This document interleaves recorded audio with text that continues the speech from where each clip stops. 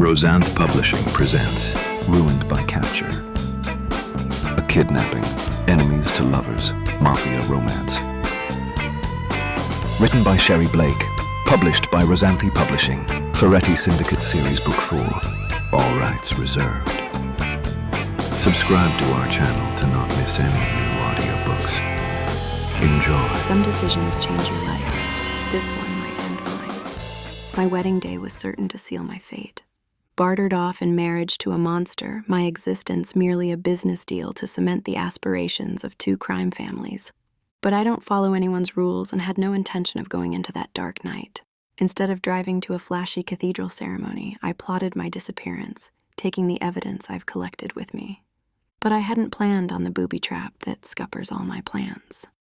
Abducted by Mafia killing machine Alessio Gallo, ruthless, dangerous, intoxicating, extricated from one gilded cage only to be locked up in another, now we're both in peril. Cosa Nostra always exacts vengeance. My fake fiancé will come for me when he realizes what I have on him. As I tried to make my abductor see the threat we face, I struggled to maintain my loathing for everything he is. There are one or two teensy obstacles holding me back. His muscular physique makes my knees buckle. His touch awakens parts of me I never knew existed. His dark gaze breaches the walls I've built around my heart. His possession has me questioning everything I was taught to believe. As the line between captor and savior blurs, I find myself facing an impossible choice. Escape from yet another demon intent on holding me captive, or risk everything for a man who should be my enemy. Chapter 1. Melania. I stare at the wedding dress hanging on the gilt stand across the room. It's a Vera Wang original, custom-made with hand-sewn crystals that catch the light as they cascade across yards of Italian silk. A dress fit for a princess, or in my case, a sacrificial lamb. The hairdresser tugs at another section of my hair, pinning it into an elaborate updo that will perfectly showcase the diamond tiara my father insisted on. I barely feel the pulls anymore. My scalp should be tender, but I'm numb to everything except the ticking clock. "You have such beautiful hair, Miss Lombardi," the stylist murmurs, sliding in another pearl-tipped pin. "So thick and glossy." I make a non-committal sound. What does it matter how my hair looks? The only people who will see it are in this room. The makeup artist hovers nearby, her kit open and waiting. I recognize the products, all luxury brands, specially selected to withstand tears of joy, professional photography, and hours of celebration. "We'll start on your face in about 10 minutes, she says, arranging her brushes. "We want to make sure your hair is completely secure first." I nod, my eyes drifting to the window. The cathedral is only 15 minutes away. The floral arrangements alone cost over $100,000. White roses and orchids flown in from 3 different countries. The reception hall has been transformed with crystal chandeliers and ice sculptures. 500 guests are receiving their programs from white-gloved attendants. All this extravagance for a union that will cement 2 families together. All this beauty to mask the ugliness beneath. I look at my reflection in the mirror as the hairdresser adjusts my veil. I look like a stranger, a beautiful, empty-eyed doll dressed for display. By the time they finish with me, I'll be picture perfect, ready to walk down the aisle to a man who sees me as nothing but a business acquisition. But the bride will never arrive at the church. By the time they realize I'm gone, I'll be far, far away. The hairdresser steps back to admire her work. "Perfect," she declares. "Absolutely perfect." I smile politely. Yes, everything is perfect. The veil is taken away as the makeup artist approaches with her arsenal of brushes and glitzy products. I close my eyes as she begins applying iridescent primer to my face, her touch light and impersonal. "We're going for timeless elegance," she explains, though I never asked. "A soft contour to enhance your bone structure, nothing too trendy that will look dated in photos a couple of years from now." I twist my mother's ring around my finger as she works. Would my mother have approved of this marriage, or would she have seen through the facade like I do? "Your father will be waiting for you at the cathedral steps when you arrive," the wedding planner announces, checking something off her clipboard. "He wanted to greet the guests personally before escorting you inside." Of course he did. Antonio Lombardi, ever the gracious host, making sure every crime boss and corrupt politician feels welcomed before he sells his daughter to the highest bidder. I imagine him now, shaking hands with men whose fingernails are permanently stained with other people's blood, kissing the cheeks of wives dripping in diamonds bought with drug money. How lovely, I say, voice carefully neutral. The makeup artist tilts my chin up to apply foundation. Such perfect, dewy skin, you must be so excited. I force my lips into what I hope resembles a smile. It's quite overwhelming. What's overwhelming is knowing exactly how this charade will play out. I've watched this performance play over my entire life. At every wedding, the same actors play their parts, smiling, toasting, dancing. All while deals are made in quiet corners and alliances shift like sand. They'll congratulate my father on securing such a powerful connection. They'll tell Raymond he's a lucky man. They'll tell me I look beautiful, as if that's all that matters. Not one person will ask if this is what I want. In our world, marriage isn't about love. It's about mergers and acquisitions, with women as the currency of exchange. My father didn't raise a daughter. He cultivated an asset that has finally matured enough to be traded. The wedding planner's phone rings, and she steps away to answer it. I open my eyes briefly, catching my reflection. Half finished, I already look like every other Mafia bride I've ever seen. Beautiful, vacant, resigned. The makeup artist tilts my face toward the light, dabbing concealer under my eyes. You look tired, Miss Lombardi. Pre-wedding jitters? I smile faintly. Something like that. What she doesn't know is that I haven't slept at all. My mind keeps replaying last night's dinner at Raymond's estate, the final, intimate gathering before our wedding. Raymond insisted on showing me his study after everyone left. You should know what you're marrying into, he said, voice dripping with self-importance. Not many women are fortunate enough to have a husband with such resources. Raymond unlocked his desk drawer and pulled out a small black device. Do you know what this is? He asked, holding up the USB device like it was the crown jewels. A flash drive? I said, feigning ignorance. He laughed, that condescending chuckle that makes my skin crawl. This little device holds more money than your father will make in his lifetime. 35 million in cryptocurrency. Untraceable, untaxable. I widened my eyes in practiced awe while my mind raced. 3 years studying cybersecurity in London. Top of my class. My professor said I had a natural talent for breaking security protocols. How does it work? I asked, touching his arm in fake fascination. The makeup artist busts into my daydream/nightmare as she applies highlighter to my cheekbones. Your skin is glowing. Are you using a new serum? Just getting plenty of rest, I lie. Rest. As if I could rest after what I found last night.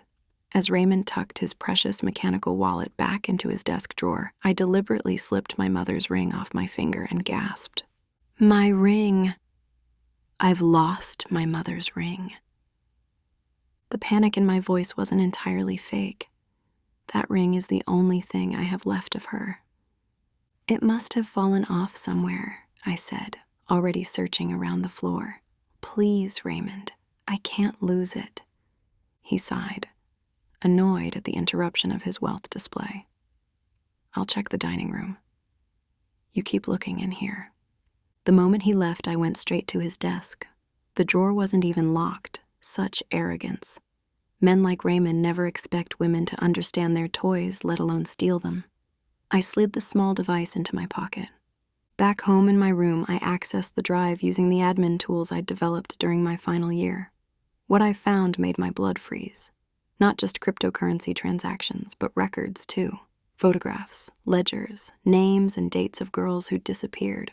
Organ harvesting operations. My father's signature next to Raymond's on documents authorizing shipments.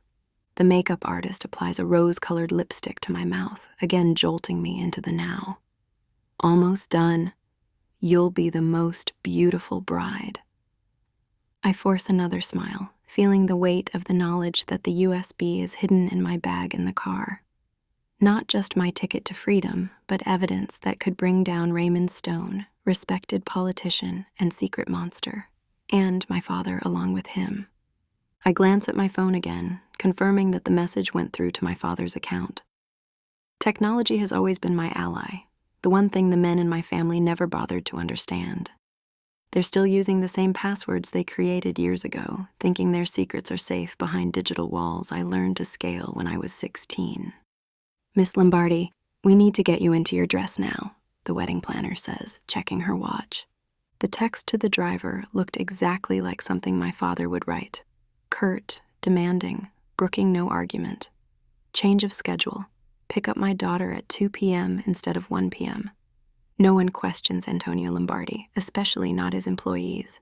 If the driver somehow ignores the message or double checks with someone else, I'll need a backup plan. I need a moment alone, I say, standing up. Just 5 minutes to collect myself. The wedding planner looks concerned. We're on a tight schedule. 5 minutes, I repeat, my voice firmer. She relents, ushering the stylists out. The moment the door closes, I grab my phone and open the encrypted messaging app I installed last night. The profile is blank, no name, no photo, just a number. The kind of service that exists in the shadows, where money can buy anything from fake passports to getaway drivers. I delete the conversation and set the phone aside. I won't need it anymore. Raymond hasn't discovered the USB is missing yet, I'm certain of that. If he had, there would be armed men breaking down this door, not makeup artists cooing over the perfect shade of blush. I look at the wedding dress again. All that white silk and lace meant to symbolize purity. There's nothing pure about this arrangement. Nothing innocent about the money that paid for these crystals and pearls. What would these people say if they knew their beloved Senator Raymond Stone trades in human lives? That my father helps him transport merchandise across state lines? That the charitable foundation Stone chairs is a front for organ harvesting? The wedding planner returns with 2 assistants who help me into the wedding dress. The silk feels cold against my skin as they slide it up my body, carefully avoiding my hair and makeup. I stand perfectly still as they fasten dozens of tiny pearl buttons up my spine. Deep breath in, one assistant says, pulling the fabric tighter. I comply, feeling the dress constrict around my ribs. Another symbol of what my life will become. Beautiful but suffocating. Perfect, the wedding planner declares, stepping back to assess me. Absolutely stunning. I stare at my reflection. The dress is truly beautiful, a masterpiece of design and craftsmanship. The bodice hugs my curves before flaring into a dramatic skirt. Delicate lace sleeves cover my shoulders and arms, giving the illusion of modesty while the deep V neckline suggests otherwise. The shoes now, the planner instructs. I sit carefully on a velvet chair as an assistant slides the custom heels onto my feet. 4-inch crystal-encrusted stilettos that cost more than most people's monthly rent. I twist my mother's ring as they secure the narrow straps around my ankles. Ready? The planner asks, checking her watch. I nod, standing slowly. The weight of the dress is substantial, but I've been trained my entire life to carry a burden with grace. The car is waiting, she says, holding the door open. I follow her down the corridor, the dress rustling behind me. Each step brings me closer to freedom or disaster. My heart pounds against the structured bodice, but my face remains serene. Outside, the sleek black Mercedes waits at the bottom of the steps. The wedding planner walks ahead to the lead car where the photographer and her assistants are already waiting. I'll see you at the cathedral, she calls over her shoulder. Remember, chin up, shoulders back. I approach the Mercedes, noting with relief that the driver is a complete stranger, not my father's man. He wears the standard uniform, black suit, cap pulled low, his face obscured in shadow. Perfect. He opens the rear door with a white-gloved hand. Signorina Lombardi, he says, voice low and unfamiliar. Our eyes meet for a second. I slip into the back seat, careful to gather in the voluminous skirt. The door closes with a soft thud, sealing me in the quiet luxury of the car's interior. Chapter 2. Alessio. I check my watch again. 5 minutes until the Lombardi princess is supposed to appear. Now I wait beside a sleek black Mercedes with darkened windows. Perfect for what comes next. Damiano's orders from 2 days ago still ring in my ears. The Lombardis have betrayed us, Alessio. We have proof. And this wedding, this fucking alliance with the Fortons will destroy everything my father built. I'd seen the evidence myself, bank statements, Recorded conversations, photos of Antonio Lombardi meeting with our enemies. The Lombardis weren't just making a political marriage. They were forming a coalition so as to wipe the Ferrettis off the map.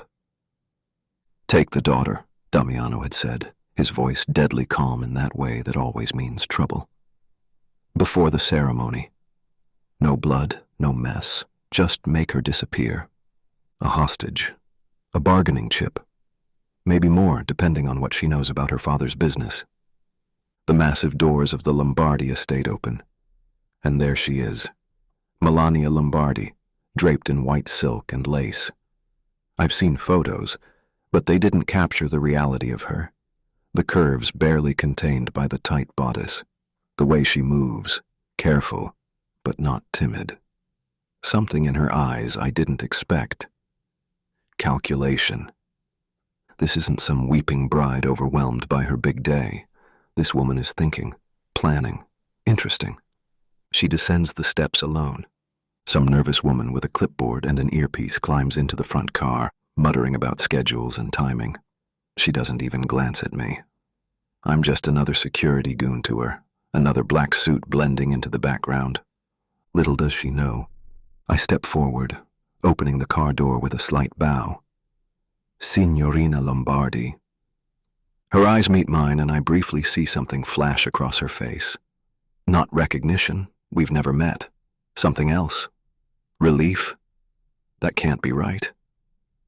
She takes a deep breath and slides into the back seat. I close the door behind her and walk around to the driver's side. Time to make a bride disappear. I slide behind the wheel and catch her reflection in the rearview mirror. She doesn't look at me, just stares out the window as I pull away from the estate. No tears, no trembling hands. This isn't right. A woman moments from her wedding should be radiating something, joy, nerves, even dread. But Melania Lombardi sits like a statue, her face a perfect mask. Only her fingers betray her, twisting a thin band on her right hand. Not her engagement ring, something else. I study her in quick glances. The dress is a work of art, but she wears it more like armor than a dream come true.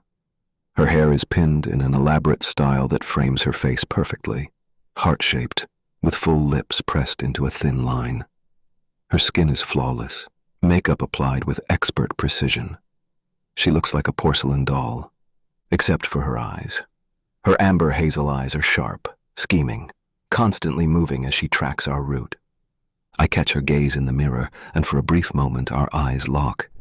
She breaks the contact first, looking back out the window.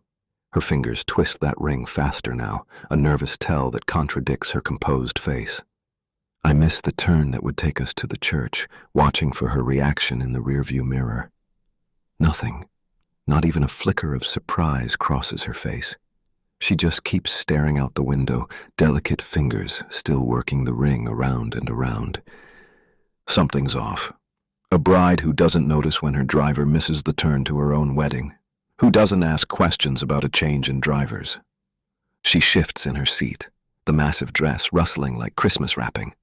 Then I see her hands disappear beneath the passenger seat in front of her. My body tenses, hand moving instantly to the gun holstered under my jacket. If this is some kind of trap. But she pulls out a small duffel bag. Not a weapon. My fingers remain on the pistol grip anyway as I divide my attention between her and the road. The sound of fabric shifting draws my eyes back to the mirror. What I see makes my breath catch. Melania Lombardi is contorting her body into an uncomfortable position, both arms ratcheted behind her. I grip the gun again in case. Then the front of the bodice gapes and... Cazzo! What the fuck is happening? She's unbuttoning the back of her wedding dress, the boned bodice falling away, revealing the creamy skin of her chest, the lace edge of what looks like a strapless bra. I force my eyes back to the road, then can't help but be drawn to look again. She catches me watching in the mirror, her eyes flashing. "Keep your eyes on the road," she says, her voice surprisingly steady. "I need to take this dress off." I grip the steering wheel tighter as I process what's happening. This woman is running away from her own wedding, But she hasn't asked who I am, hasn't questioned why I'm driving her instead of the regular chauffeur, hasn't even noticed we're heading in the completely wrong direction and not headed to the cathedral. Either she's the most oblivious bride in history, or she knows exactly what she's doing. Is this a setup? Some kind of test set by the Lombardis? Or is she really fleeing her wedding day? The rustle of fabric fills the car as she continues undressing.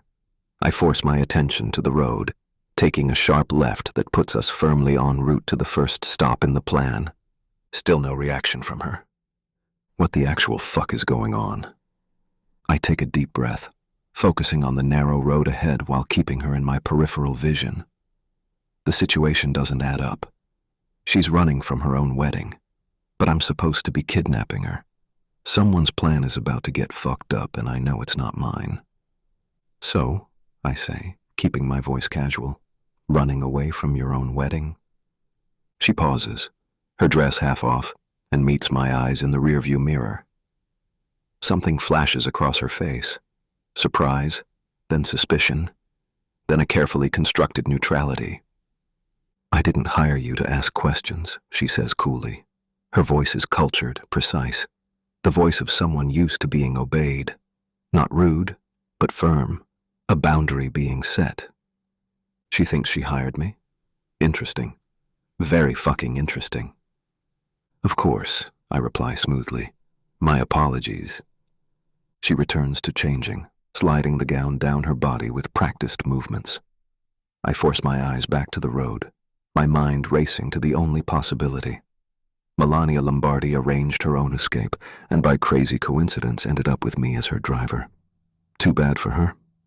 I glance at her again in the mirror. She's stepping into a simple black dress now, movements agile despite the confined space. The wedding gown lies discarded on the floor like shed skin. She's transformed herself from fairy tale bride to sleek professional in under 2 minutes. The black dress hugs her curves, but looks business cocktail. Her hair comes down next, pins removed one by one, until chestnut waves fall around her shoulders. Smart girl. Harder to spot a woman in black than a fucking wedding dress. 10 minutes into the drive, she leans forward, that perfect posture suddenly alert. You missed the turn, she says, voice sharp with irritation. The train station was back there. Left at the junction. I don't respond, just press harder on the accelerator. The Mercedes responds instantly, surging forward. Did you hear me? Her voice rises slightly. I said you missed the turn. I'm sure I was clear when I hired you. I need to get to the train station. I meet her eyes in the mirror, letting my mask slip just enough. Let her see what she's dealing with. You didn't hire me, princess. The car accelerates more as we hit the open highway. Her face pales as understanding dawns. What are you talking about? Her voice wavers for the first time. Stop the car immediately. I shake my head once, never taking my eyes off the road. That's not happening. What is this? Her voice has gone cold, that aristocratic control sliding back into place despite the fear I see building in her eyes. I glance at her in the mirror one more time, allowing myself a small, humorless smile. This, Melania, is what we call a kidnapping. The blood drains from her face. What? Her expression transforms instantly, fury replacing shock. Her eyes turn molten gold as she lunges forward, fingers curled like she's ready to claw my eyes out through the rearview mirror. You son of a bitch, she snarls, all aristocratic polish gone. Who sent you? Raymond? My father? I keep one eye on her and one on the road. She's a wildcat in the back seat now, looking for any weakness, any opening. Smart money says she's searching for the door locks, calculating if she could survive jumping from a moving vehicle. Sit back, I order, my voice dropping to that quiet place that makes my enemies shit themselves. Now. She doesn't listen. Of course, she fucking doesn't. I hit the button that raises the bulletproof partition between us. The thick glass slides up smoothly, sealing her in the back compartment. Her fist connects with it once, twice, before she realizes it's useless. I watch her mouth form curses I can no longer hear. With the soundproofing in place, I pull my phone out and dial Damiano. He answers on the first ring.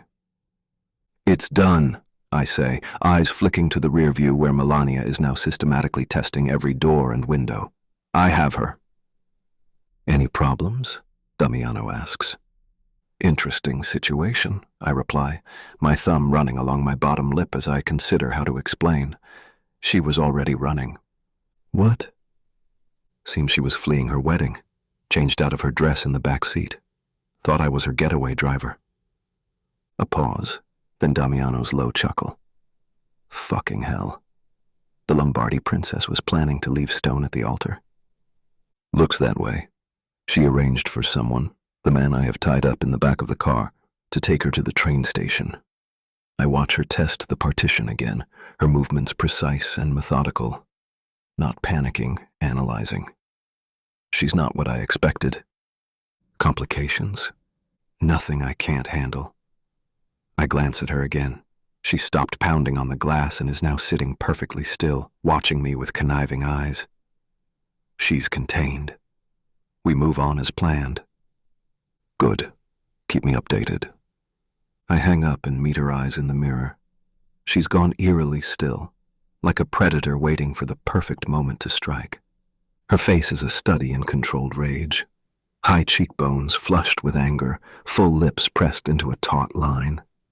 She's beautiful in that untouchable way of women born to privilege, but there's something else there.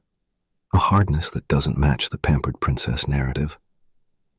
I press the button to lower the partition just enough to speak. "Why were you running from your wedding?" I ask, my voice deliberately casual as I turn onto the highway. She stares back, defiant. "Fuck you." Not an answer, I say. Most women don't flee six-figure weddings without good reason. Most kidnappers don't ask their victims personal questions, she snaps. Her fingers move to the thin ring on her right hand, twisting it anxiously before she catches herself and stops. I'm not most kidnappers. A new calculation crosses her face. She leans forward slightly, her expression shifting to something more strategic. "How much are they paying you?" she asks, voice a silky purr. "Whatever it is, I can double it, triple it." I almost smile. Predictable. "Take me to the train station," she continues, "and I'll transfer the money immediately." No questions asked. Not interested. Her eyes narrow.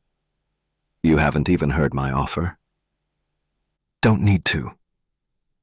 10 million, she says, leaning closer to the partition. Untraceable. I let out a low chuckle, watching her eyes widen at my reaction. 10 million. Not even a blink. The calculation in her gaze shifts to something more desperate. "Something funny?" she demands. "You, throwing around millions like candy. Let me guess. This isn't your first kidnapping?" Her jaw tightens. 20 million. I shake my head, enjoying the way her composure cracks. Fucking fascinating. Not about money, Piccola. I take a sharp turn onto a side road, watching her brace herself against the seat. But keep going. I'm curious what else you'll offer. 30. Save it, I cut her off. Not happening. She slams her palm against the partition, frustration finally breaking her controlled facade. "What do you want then?" "Information. Leverage against my father. Raymond's business secrets." "Interesting options. You seem eager to betray everyone." "Fuck you," she hisses, that aristocratic mask slipping completely now. "You have no idea what they've done." I raise an eyebrow. "Tell me." Her eyes flash dangerously. "Go to hell." "After you, princess." She launches into a string of Italian curses that would make a sailor blush. I'm genuinely impressed. The sheltered Lombardi heiress has quite the vocabulary. Each word reveals more of who she really is beneath the polished exterior. When she finally runs out of breath, I lower the partition further. "Feel better?" I ask. "We don't have much time," she says, switching tactics. Her voice an urgent whisper. "They'll notice I'm missing soon." My father has connections everywhere. Police, government. "You don't need to worry about that." "You don't understand," she insists. "Raymond will tear the city apart looking for me." "Let him try." She studies me, a new wariness in her expression. "You seem very confident for someone who just kidnapped the daughter of Antonio Lombardi." I shrug. I've read the instruction manual on kidnapping. It covers dealing with mouthy heiresses who think they know better than their captors. She rolls her eyes, the gesture so dismissive I almost laugh. Even captured and locked in the back of a car, she's acting like she's the one in control. "My bag," she says suddenly, sitting up straighter. "You better have left my bag where I put it, or I swear I will make your life a living hell." I can't help it. I laugh. The throaty sound fills the car with my genuine amusement at this woman threatening me from inside what's essentially a moving prison cell. "A living hell," I repeat, meeting her furious eyes in the rearview mirror. "Piccola, you have no idea who you're talking to." Her face flushes with anger, but there's something else there too. Cunning. She's not just worried about clothes or makeup. That bag matters. "I'm serious," she says, her voice dropping. "That bag is important." I noticed the bag when I grabbed her. Expensive, but not flashy. She'd been clutching it like her life depended on it.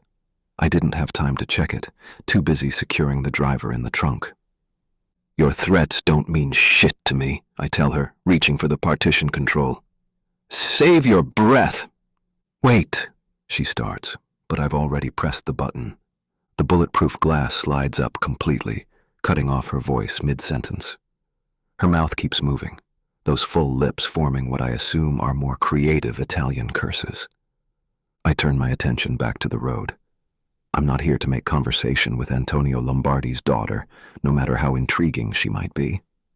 Damiano gave me a job. Grab the girl, bring her to the safe house, keep her contained until he decides what to do with her. Simple. Melania, this can't be happening. I planned everything perfectly. The fake schedule change, the encrypted messages, the timed distractions. I was supposed to be free by now. Not in the back of this car. I glance at my watch. The ceremony would be starting in less than 10 minutes. Raymond will be waiting at the altar, that practiced politician's smile plastered on his face. The same face I saw in those horrifying photos on his USB drive. My heart pounds painfully against my ribs. Raymond will notice the USB is missing soon. When he realizes I've taken it and disappeared on our wedding day, I close my eyes, trying to breathe through the panic. The irony is almost too much to bear. I wanted to disappear, and now I have, just not on my terms. "Please," I whisper, though I know he can't hear me through the partition. "Just don't take me back to them." Being kidnapped might actually be the safer option. If Raymond finds me with his USB, with what I know about the trafficking operation. I've seen what happens to people who threaten my father's empire, and I imagine that it's the same in Raymond's too. I straighten my spine, forcing my breathing to steady. I need to think clearly. This man, whoever he is, hasn't killed me yet. That's something. He seems more annoyed than murderous. I can work with that. My fingers find my mother's ring again, drawing strength from it. She always told me my mind was my greatest weapon. Time to prove her right. I watch through the window as we leave the busy streets behind. The upscale neighborhoods with their manicured lawns fade away, replaced by increasingly industrial areas. My stomach tightens as I recognize where we're heading, the warehouse district. Perfect place to make someone disappear. "Where are you taking me?" I yell, although I know he can't or won't answer through the partition. The car slows as we turn down a desolate street lined with dilapidated warehouses. Broken windows stare like empty eye sockets. Graffiti covers corrugated metal walls. Not a soul in sight. I scan desperately for anything I could use as a weapon. If I could just reach the pepper spray buried at the bottom of my bag. The car stops abruptly. Through the tinted windows, I spot a black SUV parked ahead. 2 men stand beside it, both wearing dark suits, both watching our car with predatory focus. No, no, no, I whisper, yanking frantically at the door handle though I know it's locked. The men approach both sides of the car like coordinated hunters. One reaches for my door handle and the lock clicks open. The moment the door swings wide, I launch myself forward, leg extended in a desperate kick aimed at his chest. But my aim is off. My foot slices through empty air as he sidesteps easily. "Shit! Grab her!" he shouts. Rough hands seize my arms, dragging me from the back seat. I thrash wildly, my elbow connecting with something solid. "Fuck," he curses, his grip tightening painfully. I open my mouth to scream, but before any sound escapes, a damp cloth presses hard against my face. The chemical smell hits my nostrils, sweet, medicinal, overwhelming. I hold my breath, twisting my head, but his hand follows, pressing the soaked towel firmly against my mouth and nose.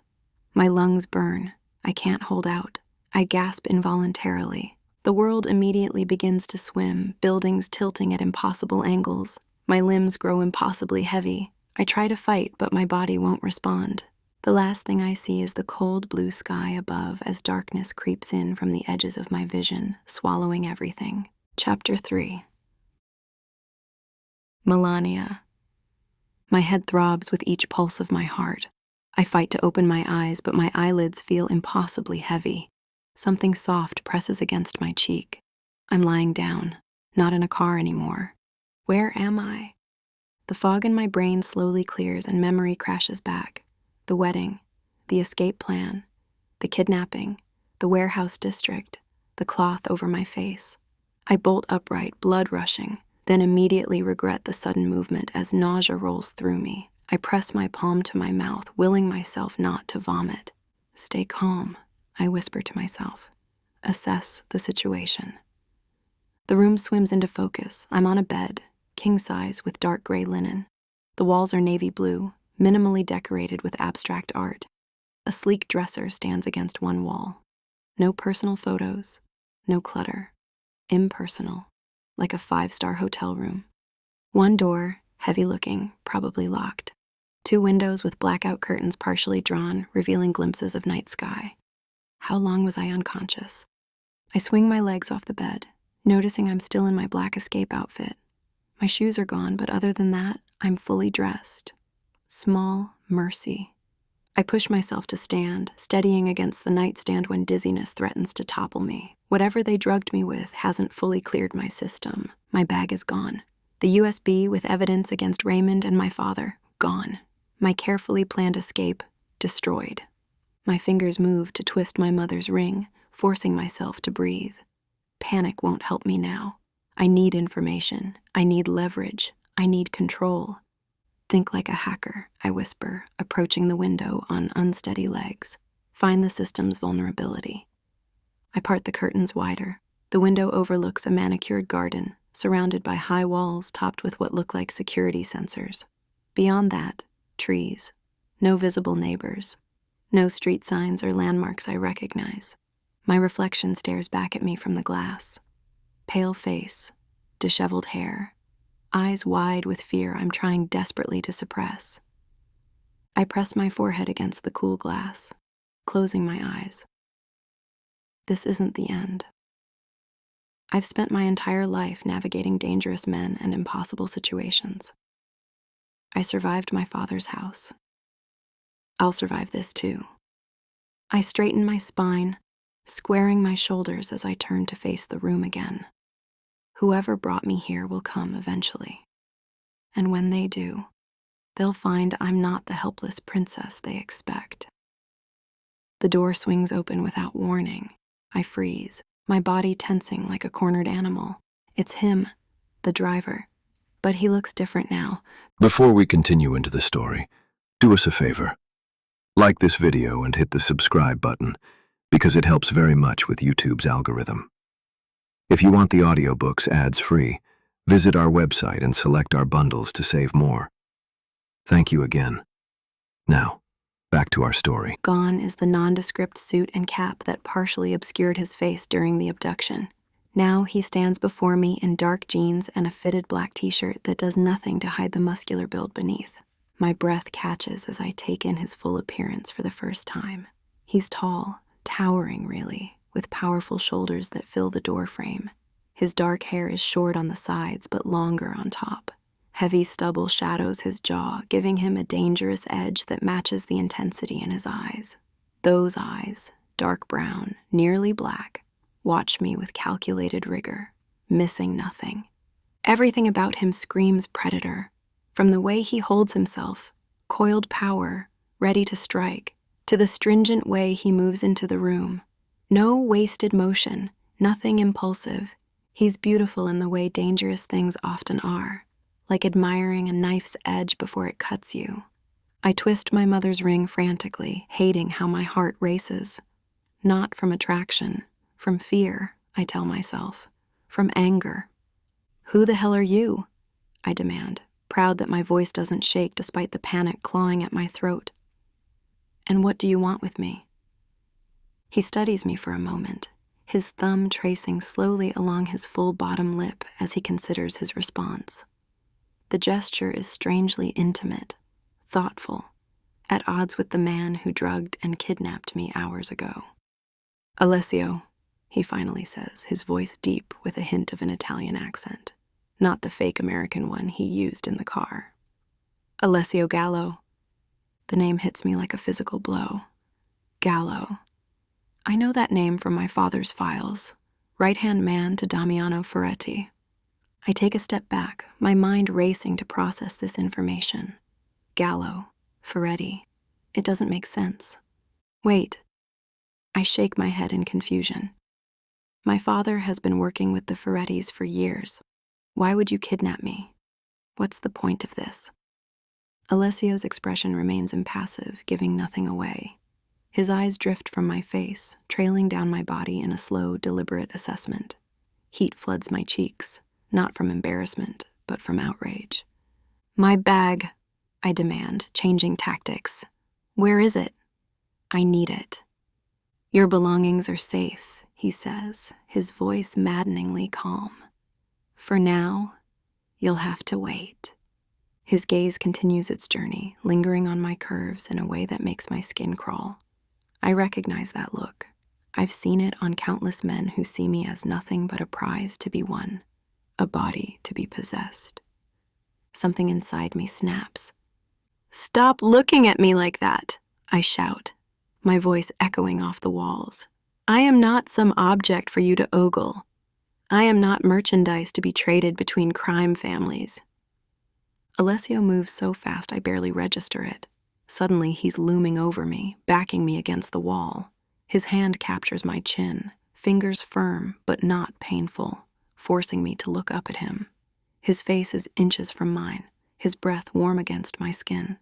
"If you yell at me one more time," he says, a dangerous whisper, "this beautiful mouth of yours will be shut. Understand?" His eyes hold mine, dark and unreadable. I swallow hard and force myself to hold his gaze, refusing to show weakness. "Perfectly," I reply, my voice cold despite the heat rushing through my veins. "Alessio." I release her chin, stepping back. Fuck. I shouldn't have reacted like that. Touching her was a mistake. Her scent, something seductively floral, clings to my fingers and I ball my fist to dispel it. She stands defiant against the wall, amber eyes burning with indignation rather than fear. Most people cower when I get close. Not her.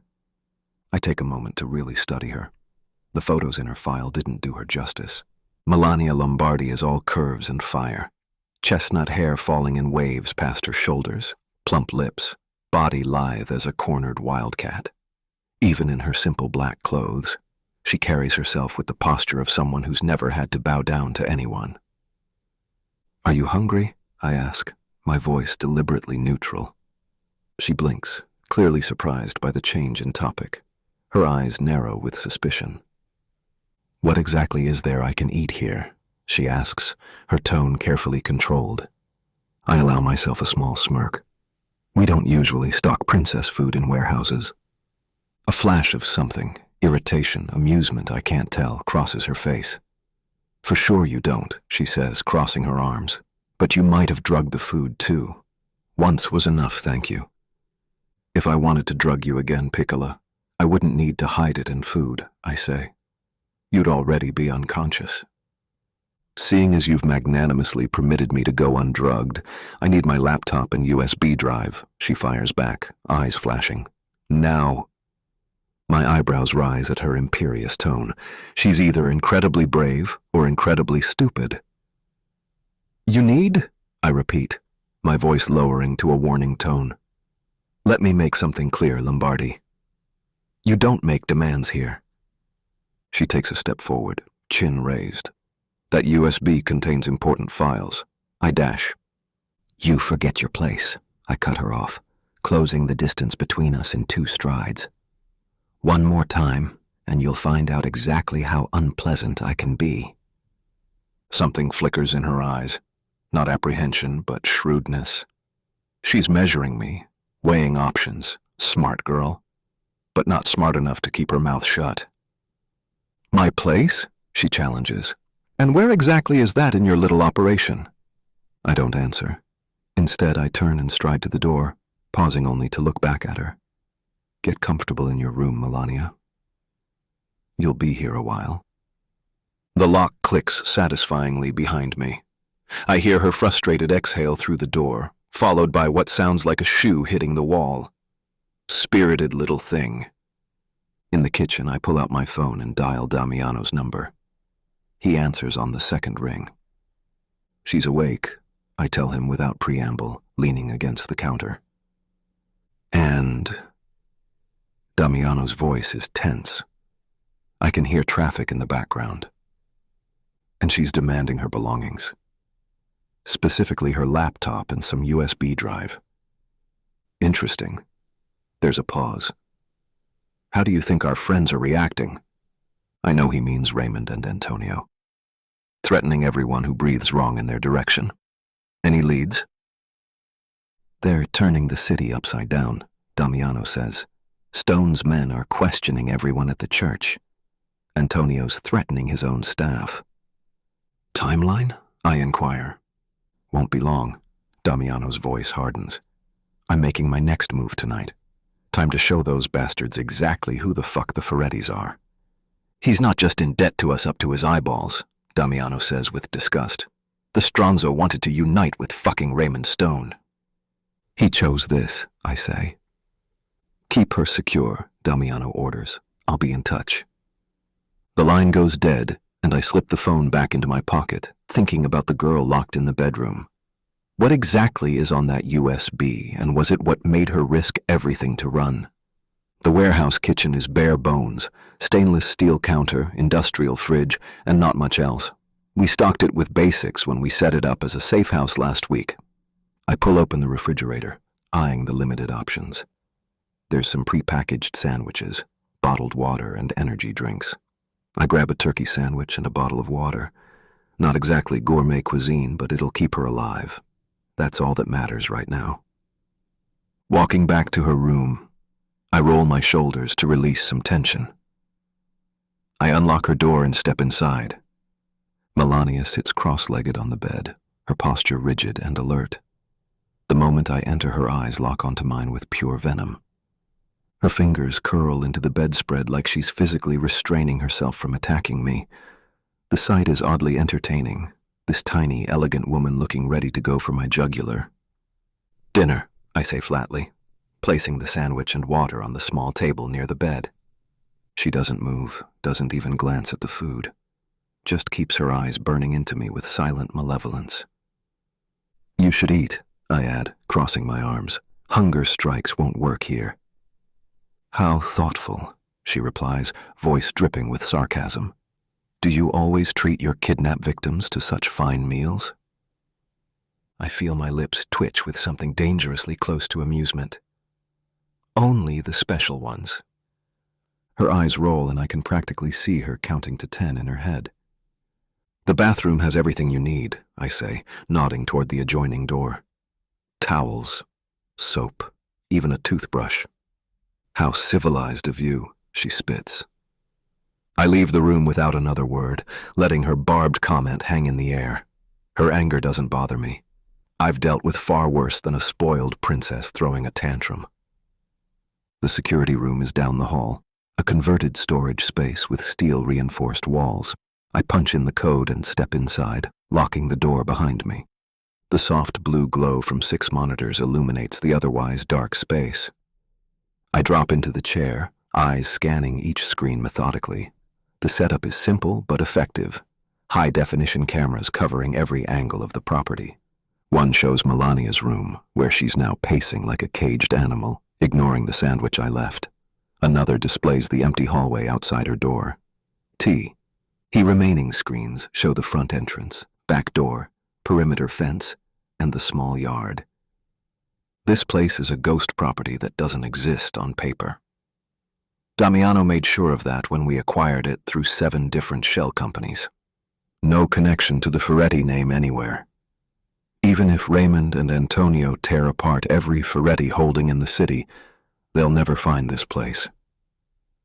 On the monitor, Melania finally approaches the food. She examines the sealed packaging carefully before reluctantly opening it. She takes a small bite, then another, hunger apparently winning over suspicion. I lean back in the chair, watching her. Something doesn't add up. Antonio's precious daughter was already running when I intercepted her. Running from what? From who? The arranged marriage, obviously, but there's more to it.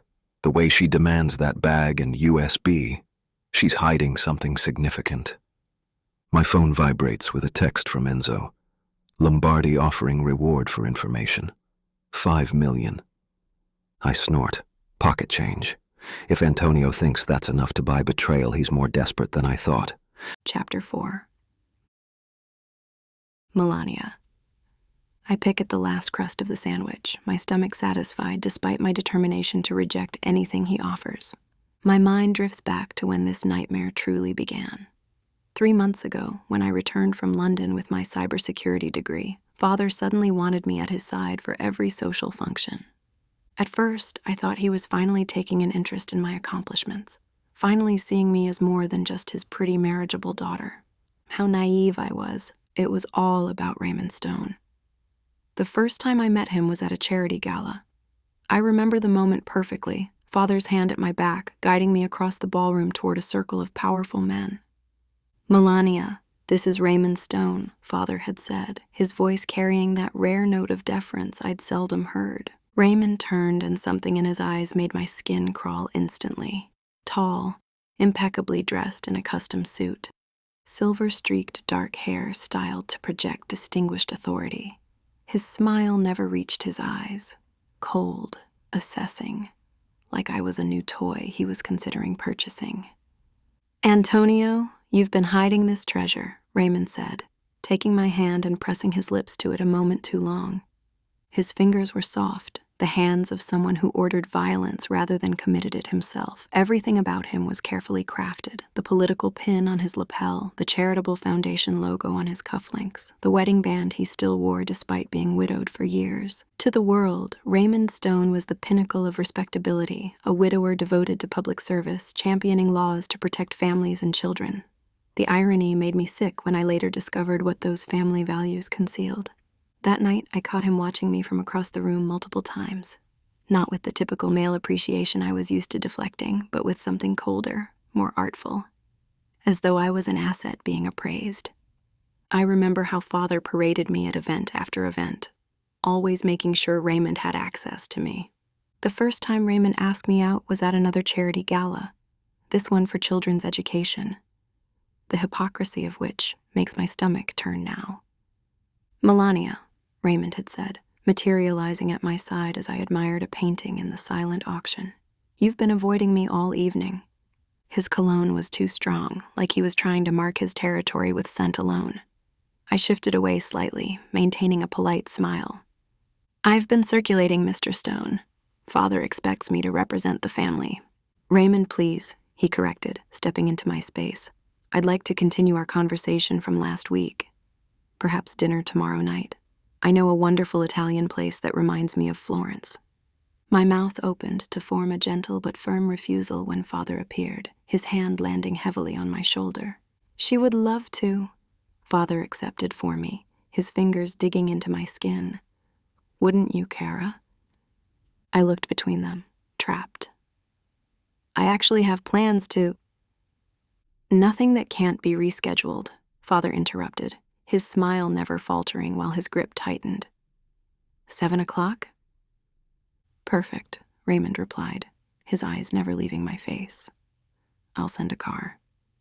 After Raymond walked away, I turned to Father, keeping my voice discreet but unable to hide my anger. I don't want to have dinner with him. He's old enough to be my father, and there's something about him that feels wrong. Father pulled me into a corner, his expression hardening. You will do what is best for this family, Melania. Raymond Stone is a powerful ally.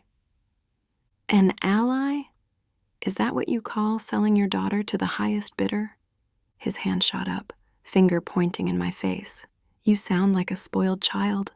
Your mother would have understood the importance of such a connection. The mention of my mother made my blood boil. Don't you dare. Mama would never have wanted this for me. Your mother knew her duty to this family, he hissed. She would have taught you to do the same. The irony wasn't lost on me. My mother, gentle, loving, trapped in a marriage she couldn't escape, would have indeed told me to comply, but only because Father would have given her no choice. She'd spent her life being the perfect Lombardi wife, slowly fading away under Father's control until cancer finally freed her. I twisted my mother's ring that night, the thin band that was her most treasured possession. The only thing of hers I had left. I'm nothing but a business transaction to you, I whispered. Father's face softened slightly, a purely manipulative move. You're my daughter. I want what's best for you, for all of us. Raymond can provide security, connections, a future. Just dinner, Melania. Is that so much to ask? It wasn't just dinner. We both knew that. It was the first step on a path already mapped out for me. I pushed myself off the bed, my body aching from tension. The memory of Raymond's calculated pursuit makes my skin crawl all over again. I need to wash his phantom touch off my skin. The adjoining bathroom is surprisingly luxurious for what must be a safe house. Marble countertop, plush towels, high-end toiletries. I welcome the shock of cold water splashing my face. I cup my hands, letting the water pool before pressing it against my closed eyes. Again and again I repeat the motion until my racing thoughts begin to slow. I stare at my reflection in the mirror, mascara smudged beneath my eyes. The primped and polished Lombardi princess replaced by someone wilder, more desperate. Think, Melania, I whisper to myself. Think clearly. And suddenly, as water drips from my chin, a realization hits me. I'm not at the cathedral being made Raymond's wife. I'm not under my father's watchful eye. For the first time in months, neither man knows exactly where I am or what I'm doing.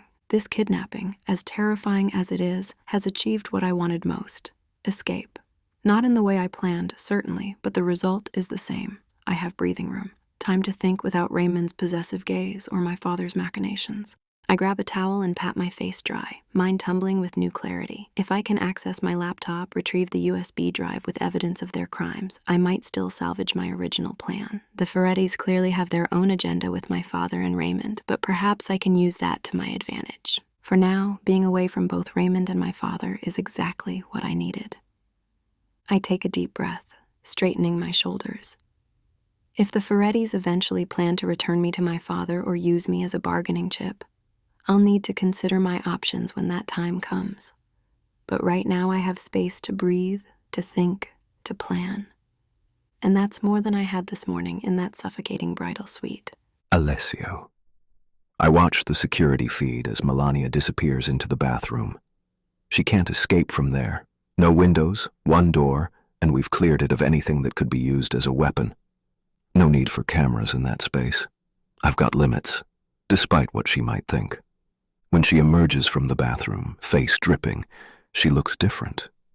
Something's changed in her expression, a new resolve that makes me sit up straighter. "What are you planning, Piccola?" I ask the screen. Her bag sits beside me on the desk. She's been too concerned about it since the moment I took her. Time to find out why. I unzip it carefully, searching for hidden compartments. I find the standard items: wallet with credit cards and ID, makeup, and a sleek laptop. But tucked into an inner pocket is what I'm looking for: a small black USB drive with a fingerprint scanner built into its titanium casing. Military-grade security, not something a socialite carries to store vacation photos. I turn it over in my hand, feeling its weight. Whatever's on this, it's important enough that she was willing to offer me $30 million to let her retrieve it. Important enough that she looked genuinely disconcerted when she realized it was in my possession. The USB requires a fingerprint to access. I could force her hand onto it, but something tells me the contents are worth understanding before confronting her. I slide the drive into my pocket and return everything else to the bag. The laptop might provide answers too, but it's likely password protected. I could have our people work on both, but it is not possible right now. Whatever game she's playing, whatever's on this drive, it's big enough to make her run from her own wedding. Big enough to make Raymond Stone turn the city upside down looking for her. And now it's in my pocket. My phone vibrates against the desk. Damiano's name flashes on the screen. "Tell me you have good news," I answer. "Define good." Damiano's voice is tight. Antonio Lombardi just doubled the reward, $30 million for information on his daughter's whereabouts. My thumb traces my bottom lip as I process this. $30 million? For a daughter he was selling off to Stone? Exactly my thought. Papers rustle on Damiano's end. If it was Sophia missing, I'd empty every account I have. I'd burn cities to the ground. But Antonio? He doesn't strike me as father of the year, I say, glancing at the security feed where Melania sits on the edge of the bed, shoulders squared like she's preparing for battle. Something doesn't add up. Either he loves her, which is bullshit, otherwise he would have offered $30 million to start, or his daughter has something he desperately needs. I feel the weight of the USB in my pocket. Or knows something. "Find out what it is," Damiano orders. "With that bounty, every cop, mercenary, and desperate fuck in the city will be hunting her. She's the most wanted woman in the country right now." Damiano's voice hardens. "I don't care how you do it, but get me answers. If Antonio wants her this badly, we need to know why." Understood. The call ends, and I stare at the screen showing Melania. The determination in her posture, the calculation in those amber eyes. She's no helpless princess. She's hiding something that's worth $30 million to her father. Time to find out what. The hallway to her room stretches long and silent. I unlock her door and push it open. Melania jumps to her feet immediately, like a soldier called to action. Her eyes fasten on the bag over my shoulder, then dart casually back to my face. She's trying to appear calm, but the pulse pounding her neck gives her away. "Time for us to have a little discussion, princess." I close the door behind me, leaning against it. "Sit." She hesitates, calculating her options before perching on the edge of the bed. I drag the room's single chair to face her, setting her bag beside me on the floor. Close enough that she can see it, far enough that she can't reach it. Let's start simple. I settle into the chair, stretching my legs out. "Why were you running from your own wedding?" Her eyes widen slightly, but she recovers quickly, shoulders dropping in a practiced show of resignation. "I wasn't in love with him," she says, voice soft and wounded. "I couldn't go through with it." A laugh escapes me before I can stop it. "Not in love?" I lean forward, elbows on my knees. "That's the best you could come up with?" Color rises in her cheeks. "Is that so hard to believe? That I wouldn't want to marry a man 3 times my age?" "No," I say, studying her face. What's hard to believe is that a woman smart enough to coordinate her own escape from the Lombardi compound, with a bag packed and a getaway car arranged, would risk her father's wrath over something as trivial as love. She blinks rapidly, the perfect picture of a confused socialite. I don't know what you're implying. I couldn't marry him. That's all. That's all, I repeat, my voice flat with disbelief. Your father is offering $30 million for your return, and you expect me to believe that this is about wedding jitters. Her composure slips for just a moment, a flash of genuine fear in those tiger eyes before the mask slides back into place. Daddy's always been overprotective, she says with a forced little laugh. He probably thinks I've been kidnapped. Which you have been, I remind her. A fortunate coincidence. She smiles sweetly. You saved me the train fare. I stand, reaching into my pocket for the USB drive. Her eyes track my movement, stretching as the black titanium device appears between my fingers. Interesting little toy you've got here, I say, examining it. Military-grade encryption, biometric security. I turn it over, watching her face. Not exactly standard equipment for a runaway bride. Her composure cracks, a flash of naked panic before she schools her features. That's private property, she says, voice tight. Nothing's private when you're a guest of the Ferretti family. I lower the USB to the floor and position my boot over it. Now, I need answers. Real ones. She rises halfway off the bed, hand outstretched. Don't. Her eyes remain fixed on my foot, her breathing shallow and quick. I'll ask one more time. I shift my weight, applying more pressure to the drive. Why were you running? What's stored on this that's worth $30 million? She swallows hard. Please. You have no idea what you're holding. Then explain it to me. I rock my heel against the drive. Or I crush it right now. You can't. The controlled socialite vanishes and is replaced by raw desperation. People will die if that information is destroyed. What people? Many people. Her voice trembles. Children, women, hundreds of them. I apply more pressure, watching the panic bloom across her face. Last chance, Piccola. Full truth or... I shift my weight, the metal casing creaking under my boot. Stop, she screams, lunging forward. I'll tell you everything. Just don't break it. The fear in her eyes isn't contrived now. It's primal, the real deal. I ease the pressure but keep my foot hovering in place. I'm listening. Chapter 5. Melania. I stare at Alessio's boot hovering over the crypto wallet, my heart slamming into my throat. The thought of losing everything, all that evidence, all those lives makes my stomach twist into knots. I twist my mother's ring frantically, the thin band chafing my skin.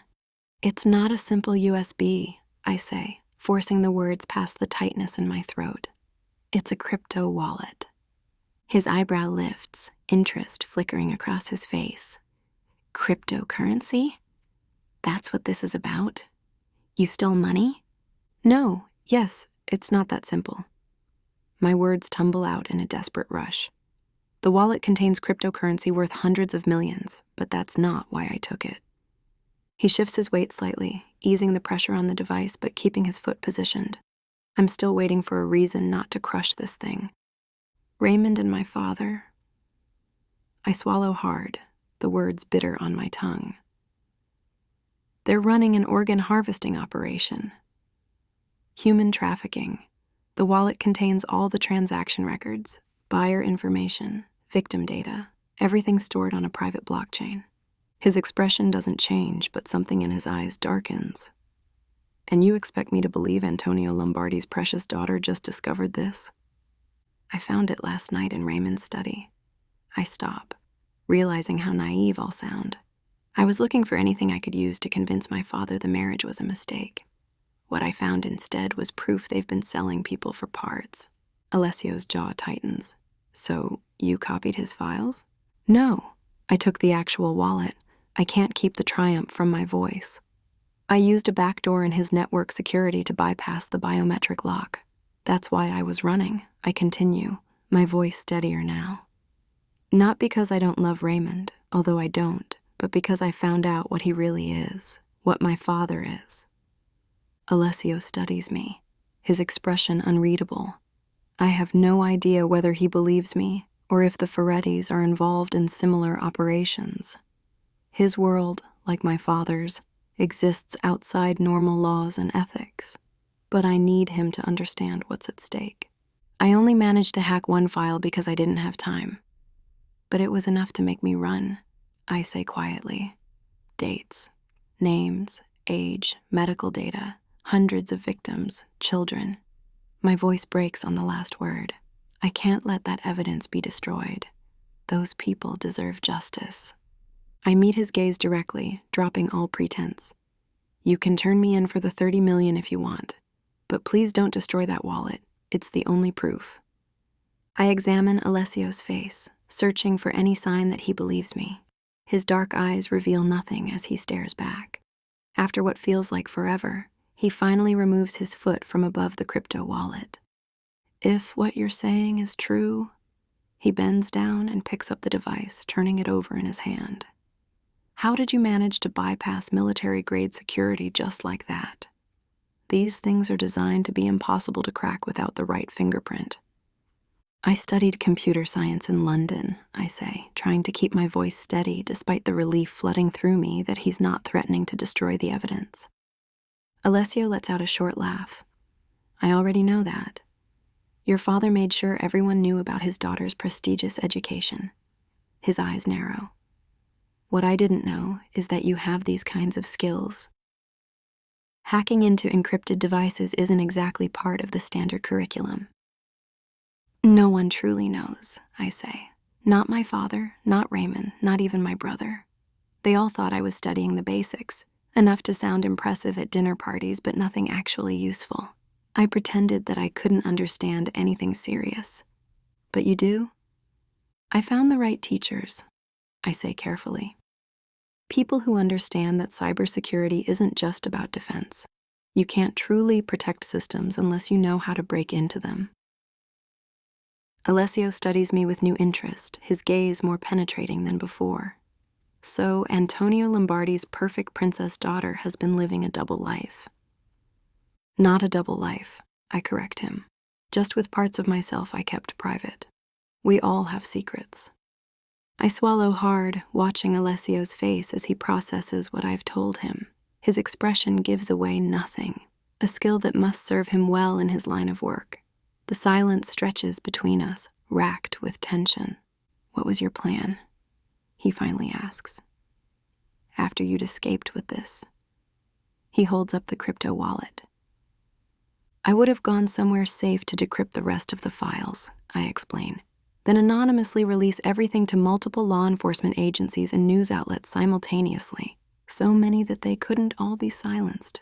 Alessio stares at the USB as he considers this. I've answered all your questions, I say, straightening my spine. Now it's time for you to give me back that device. His eyes meet mine, something dangerous flickering in their depths.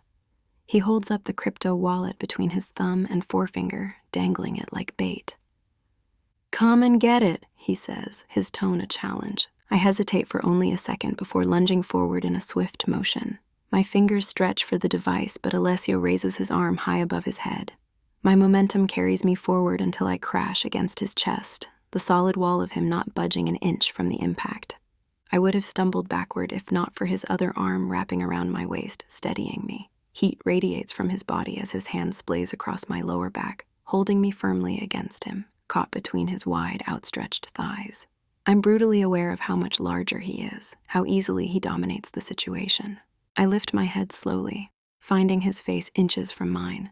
His dark eyes bore into me, his expression unreadable, but deadly intense. My breath catches in my throat as we lie frozen. This USB belongs to me now, he says, In a low rumble I can feel reverberate through his chest. Vaffanculo, I curse, glaring directly into his eyes. The Italian profanity slips out before I can stop it. A flicker of something, amusement, crosses his face before disappearing. I push away from him, breaking free of his grip, and rush at my bag lying on the ground. If I can't have the USB, I at least want my other belongings. Alessio doesn't try to stop me. He simply watches as I grab the bag and unzip it frantically. Empty. Nothing but the lining stares back at me. Alessio. I watch her expression transform as she stares into the empty bag. Shock, then disbelief, then a flash of raw panic that she quickly tries to mask. Her fingers grapple the fabric. Where are my things? Her voice remains taut, but I catch the slight tremor beneath her composure. I slip the USB into my pocket, the weight of it suddenly significant. This small device contains evidence that could bring down two powerful families, including her own father. The implications are still sinking in. Human trafficking, organ harvesting, hundreds of victims. Melania looks up at me, those amber eyes hardening with determination despite her vulnerable position. What happens now? She asks. The question hangs between us. What happens now? I don't have a clear answer. Damiano needs to know about this hardware wallet, about what Antonio and Raymond are really involved in. This changes everything, our strategies, our leverage, possibly even our objectives. I don't answer her question. Instead, I turn away, my mind already plowing through the implications, the necessary calls, the security precautions we'll need to take. Antonio Lombardi's desperation to find his daughter makes perfect sense now. It's not about family loyalty, but self-preservation. I reach the door and pause, feeling her eyes on my back. For a moment I consider saying something. About protection, about what this information means, about what comes next. But I decide against it. Better to consult with Damiano first. I step through the door and lock it behind me, the metallic click echoing in the hallway. Fuck, I mutter under my breath, running my thumb along my bottom lip as I consider our next move. I stride down the corridor. The control room is quiet when I enter, just the low hum of equipment and the blue glow from multiple screens. On one monitor, I see Melania pacing her room, her shoulders rigid, hands scraping through her hair. I pull out my phone and dial Damiano. Despite the hour, he answers on the second ring. Tell me, he says, his voice alert. We have a situation, I say, keeping my eyes on Melania's monitor. That USB drive she was carrying? It contains evidence of human trafficking and organ harvesting. Antonio and Raymond Stone are running the operation together. Silence stretches across the line for several seconds. You've verified this? Damiano finally asks. No.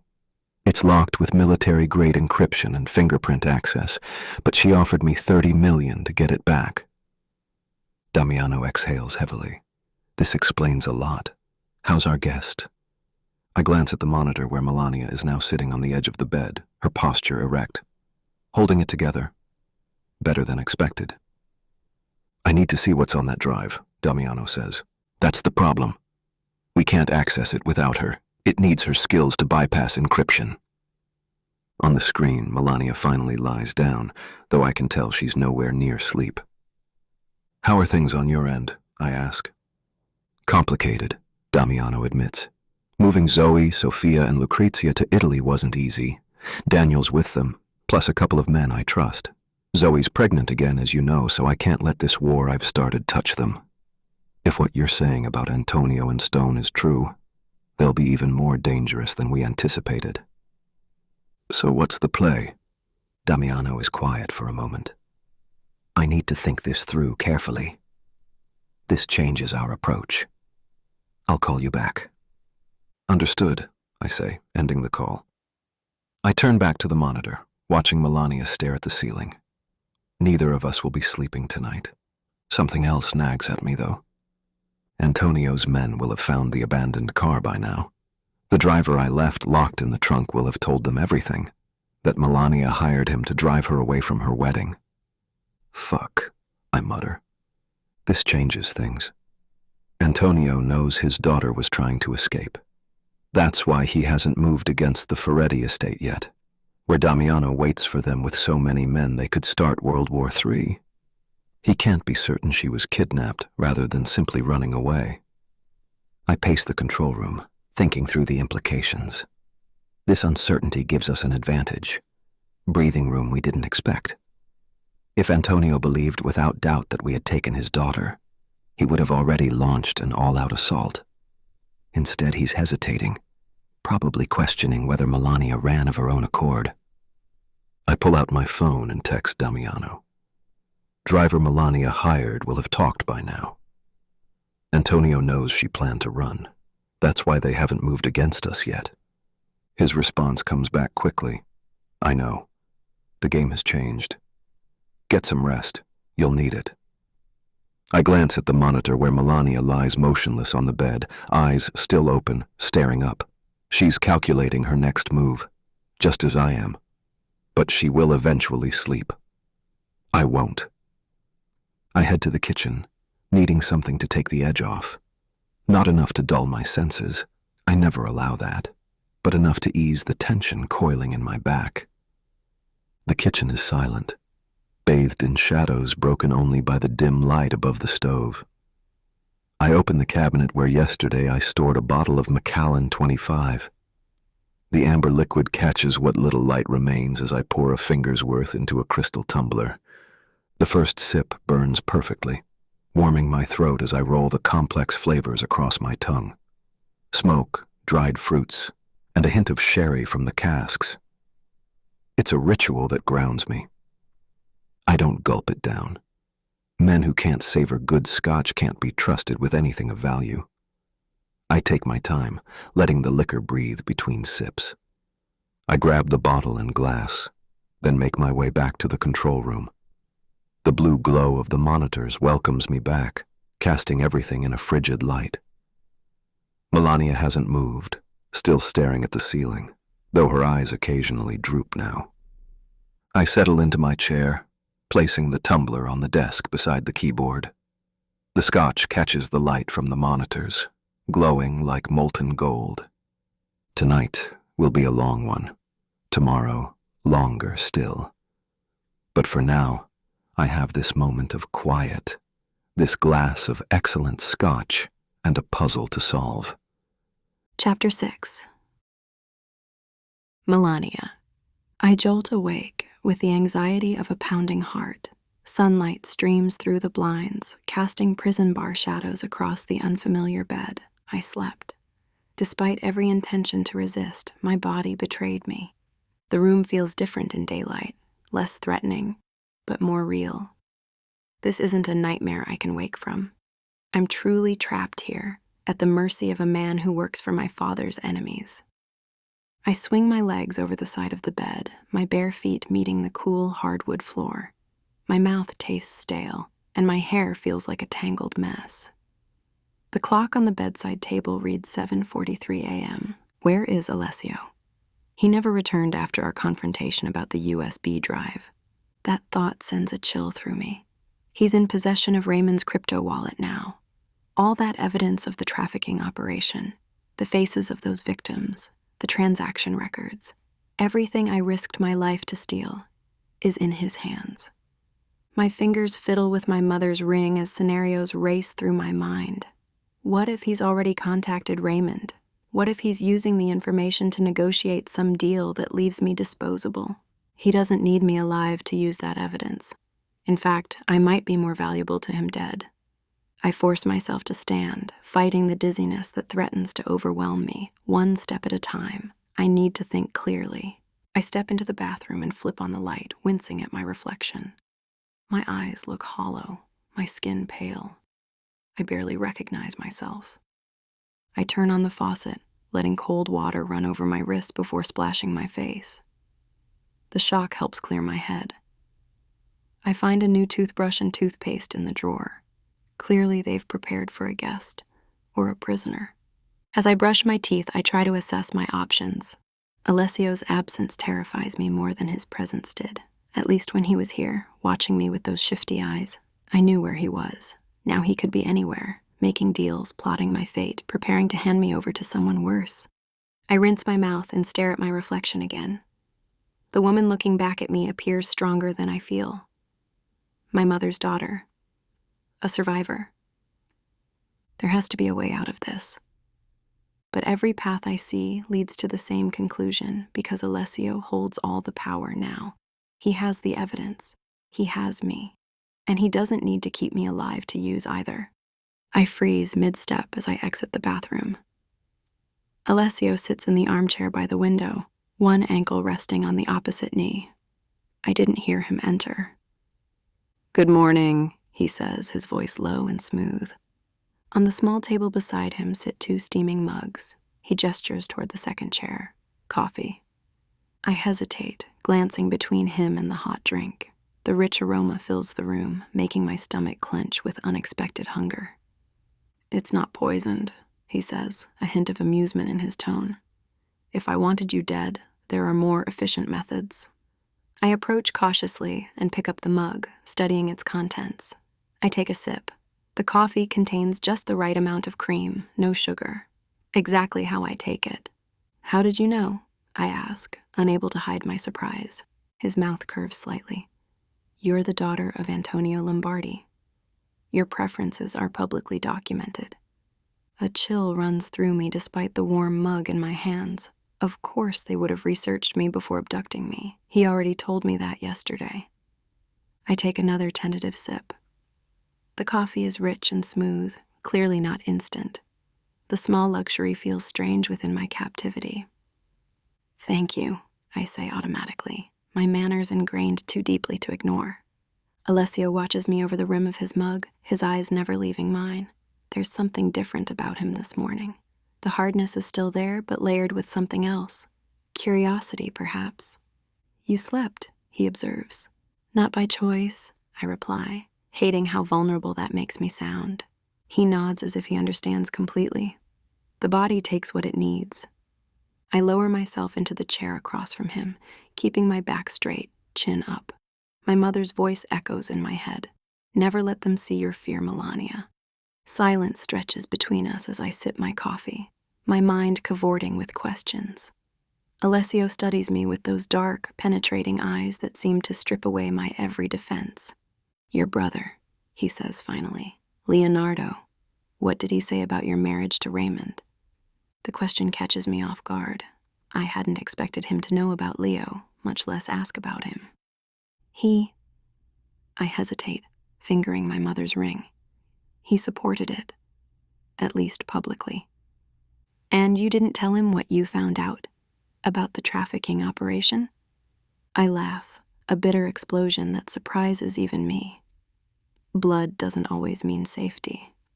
"Explain." It's not a request. I choose my words carefully. Leonardo has a good heart, deep down, but he's loyal to our father above all else. The admission hurts more than I expected. After our mother died, something changed in him. He became harder, more like Antonio. Alessio nods, his expression unreadable. "I was scared," I continue. Scared that if I told him what I'd discovered, he'd tell our father. And then, I don't finish the sentence. I don't need to. "You don't trust your own brother to protect you from your father?" There's no judgment in his voice, just clinical curiosity. "Would you?" I challenge. Something flickers across his face. Understanding, perhaps. He doesn't respond, but his silence is confirmation enough. I gather my courage and ask the question that's been haunting me since I woke up.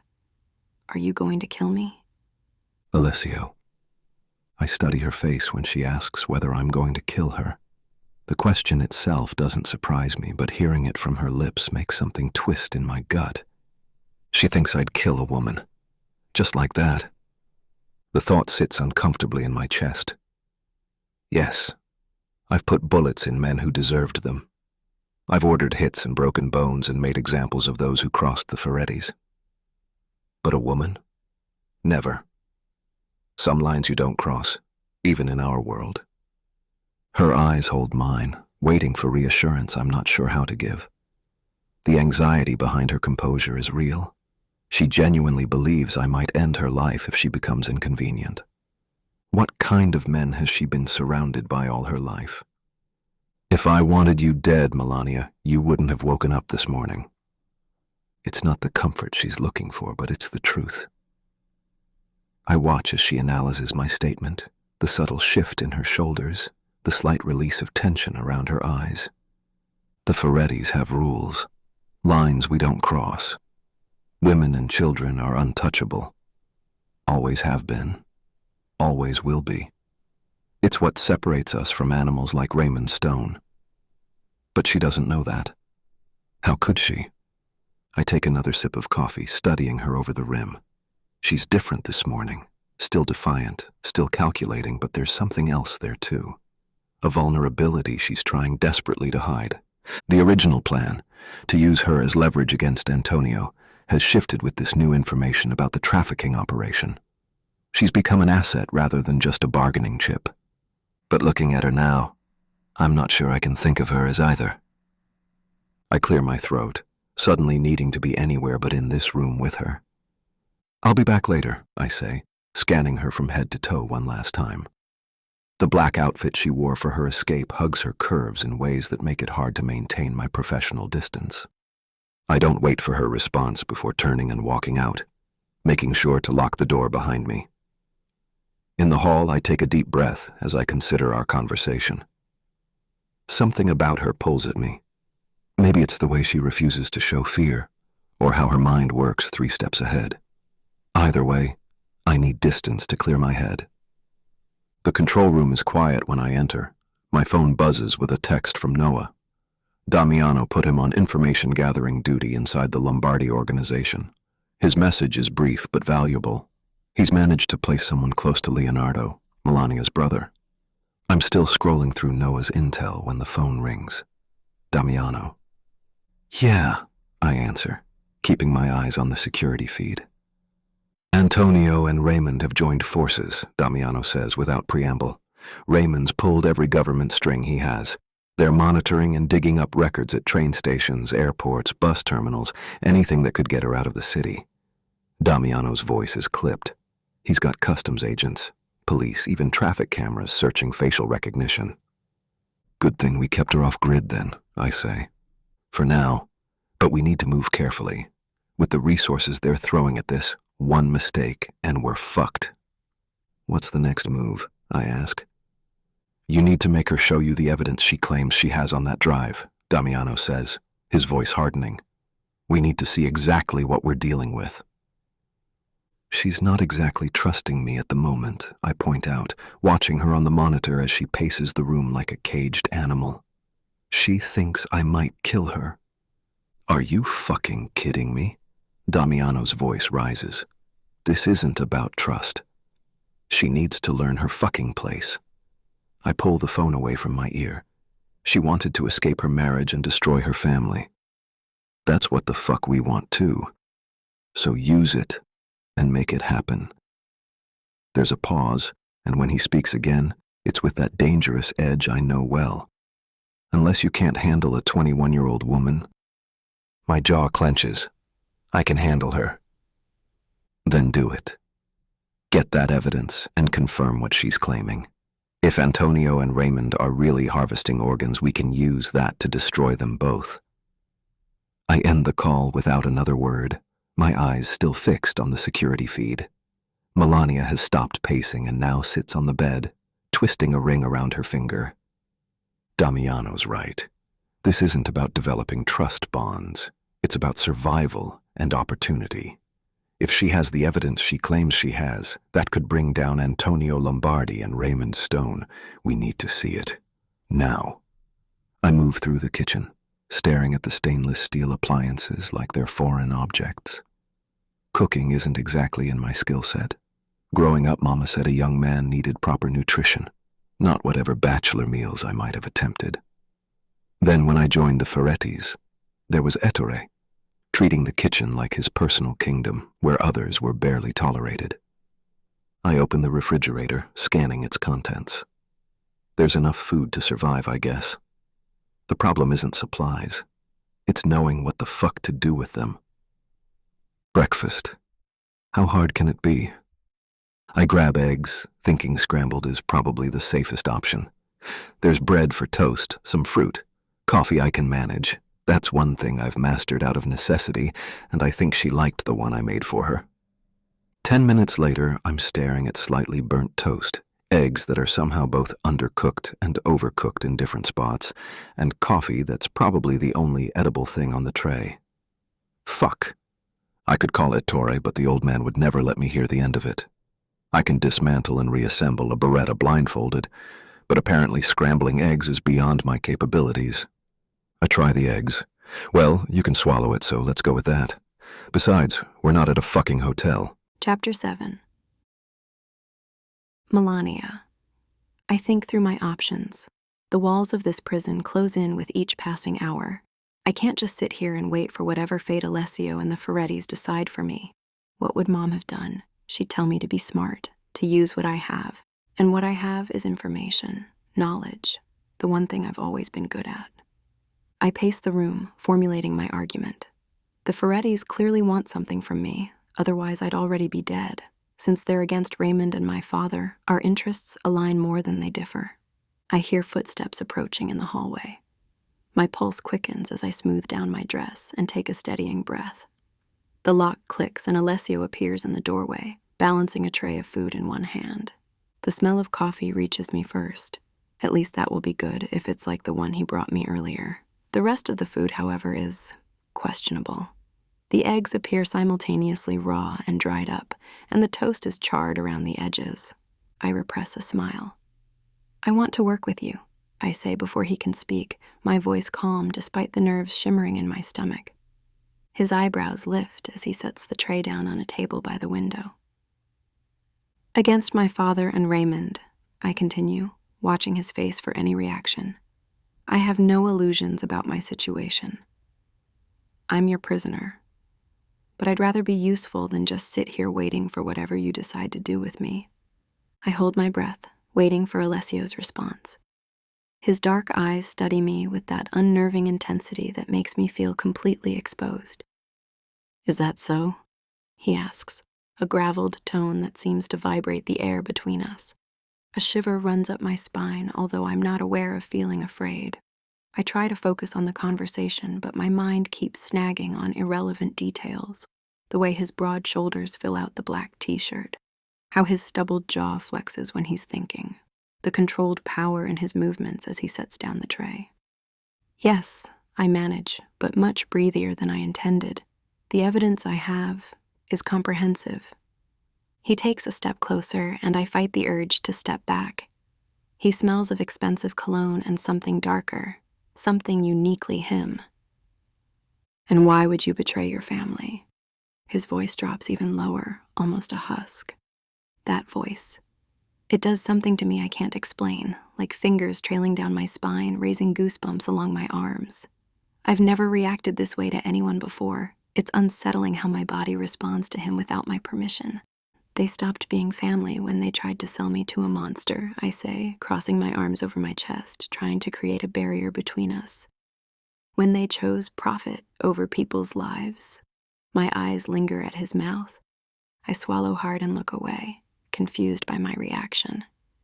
This is ridiculous. He snatched me. He's dangerous. You're shivering, he observes, misreading my body's betrayal. Cold? I'm fine, I snap, annoyed at myself more than him. I force myself to look at the disaster zone breakfast. My stomach growls despite its questionable appearance. Eat if you want to. Alessio nods toward the tray. So, you want to work with us? That makes things much easier since you're volunteering. Although, his eyes narrow slightly. I'm not a big fan of people who betray family. The coffee scalds my tongue, but the pain helps sharpen my focus. I set the cup down with more force than necessary.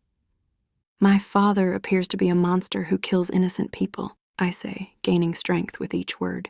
He and Raymond traffic human beings and harvest their organs. They're not family. They're criminals. I take a step towards him, abandoning all pretense of interest in the food. Besides, I don't give a damn what you're a big fan of. You abducted a bride, remember? You don't get to judge my moral choices. Something feral flashes in his eyes. In 2 swift strides, he's in front of me, close enough that I have to tilt my head back to maintain eye contact. His proximity steals the air from my lungs.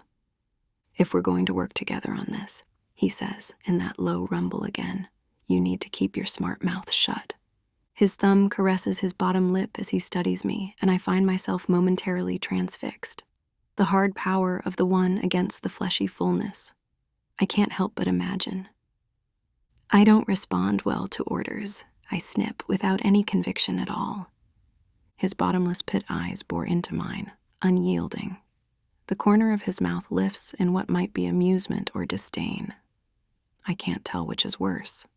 You don't have a choice either way, Piccola. His voice wraps around the Italian endearment like velvet over steel. We'll work together, but make no mistake, I will be giving the orders. My fingers gouge into my sides. The rational part of my brain knows he's right. I'm in no position to negotiate terms. But something in me refuses to surrender completely. And if I don't agree to your terms, I challenge, lifting my chin despite the pounding of my pulse. Alessio steps even closer, eliminating what little space remained between us. Heat radiates from his body, and I fight the urge to lean back. Then I'll work with what I have anyway, he says with a casual shrug that somehow feels more threatening than any raised voice. The USB drive, the information you've already shared. I have people, but your cooperation would make things smoother for everyone. The implied threat hangs in the air between us. Fine, I concede, hating how easily he's backed me into a corner. But I want something in return. His eyebrow arches. You're not exactly in a position to make demands. Call it a request then. I take a leveling breath. I want your word that when this is over, when Raymond and my father are dealt with, you'll let me go, with enough resources to disappear and start over somewhere new. Alessio studies me for a long moment, his expression unreadable. His thumb rubs his bottom lip as he considers my offer, and once again, I'm totally discombobulated by that small move. We'll see, he finally says. If your information is as valuable as you claim, and if you behave yourself, perhaps we can come to an arrangement. It's not the promise I wanted, but it's better than nothing. Alessio. I watch her closely, cataloging every micro-expression, the way her pupils dilate when I move close. Maybe from fear. This woman is dangerous, not because she's physically threatening, but because she's smart. Too smart. Before we go any further with this arrangement, I say, I need to know something. If you access your laptop and that USB, can they track your location? They could, she says after a moment. Before I open the laptop, I'd need to take precautions. What kind of precautions? She lifts her shoulders, shifting into what I recognize as her technical expertise mode. The transformation is subtle but fascinating. Her voice becomes more confident, her eyes sharper. First, I'd need to cover all cameras on the device with opaque tape. The microphone, too. Her fingers tap against her thigh as she thinks. Turn off GPS and location tracking completely. Most importantly, disconnect from all networks. Wi-Fi, Bluetooth, cellular, everything. I nod, impressed despite myself. Anything else? Ideally, I'd use a virtual machine and encryption tools, but with those basic precautions, we should be safe if we stay completely offline. She meets my gaze directly. I know what I'm doing. This isn't my first time covering digital tracks. And what exactly were you covering before? I ask. Her eyes follow the movement of my thumb on my mouth, my thinking tick, before snapping back to mine. That's not relevant to our current situation. She's hiding something. But don't we all have secrets? Right now I need her skills more than I need her complete history. Fine, I say, reaching into the bag at my feet. I pull out her laptop and place it on the bed. But you'll eat first. Her eyes open slightly at the sight of her computer, then narrow with suspicion. Why the sudden generosity? It's not generosity, Princess. It's practicality. You need fuel to think clearly, and I need your brain functioning at full capacity. I gesture to the tray I brought earlier. It sits untouched on the small table by the window. Melania approaches the tray cautiously, as if it might contain explosives rather than my pathetic attempt at breakfast. She lifts the fork, poking at the eggs with scientific curiosity. Her lips twitch, and I can tell she's fighting back laughter. Something amusing? I inquire. She clears her throat, composing herself. No, not at all. It's just interesting. Interesting? The eggs are simultaneously overcooked and undercooked. I didn't know that was possible.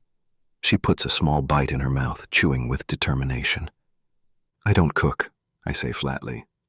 Usually there are people for that. I could have helped, you know, she says, setting down the fork and picking up the coffee instead. If you hadn't kept me locked in here like a prisoner. You are a prisoner. She takes a sip of coffee, her eyes never leaving mine. A prisoner who knows how to make proper eggs. Next time I'll consider it, I say. Now eat what you can and get to work. We need to know exactly what's on that drive. I lean against the wall, arms crossed, watching Melania force down another bite of the mangled eggs. She winces slightly but continues eating. Smart woman. She knows she needs the energy. These are... She pauses, searching for a diplomatic word. Interesting. They're shit, I say bluntly. But they're what you've got. She nods, taking another sip of coffee. The one thing I managed not to destroy. This, at least, is excellent. I don't acknowledge the compliment. Just watch as she finishes what she can manage of the food. When she's done, she stands and surveys the room, her eyes taking in every detail. She moves to the small desk by the window, then shakes her head. Not enough space, she murmurs, more to herself than to me. She drags the chair from the desk to the foot of the bed, creating a makeshift workspace. She places the laptop on the bed, angling it so the screen faces away from the door. I need tape, she says, looking up at me. Opaque tape, preferably black electrical tape, and scissors. I'll get the tape, I say. No scissors. I'll tear it myself. Her eyes narrow. Fine. I leave the room, locking it behind me. A precaution that feels increasingly unnecessary, but one I maintain out of habit. In the supply closet, I find a roll of black electrical tape and return to find Melania sitting cross-legged on the bed, her posture perfect despite her casual position.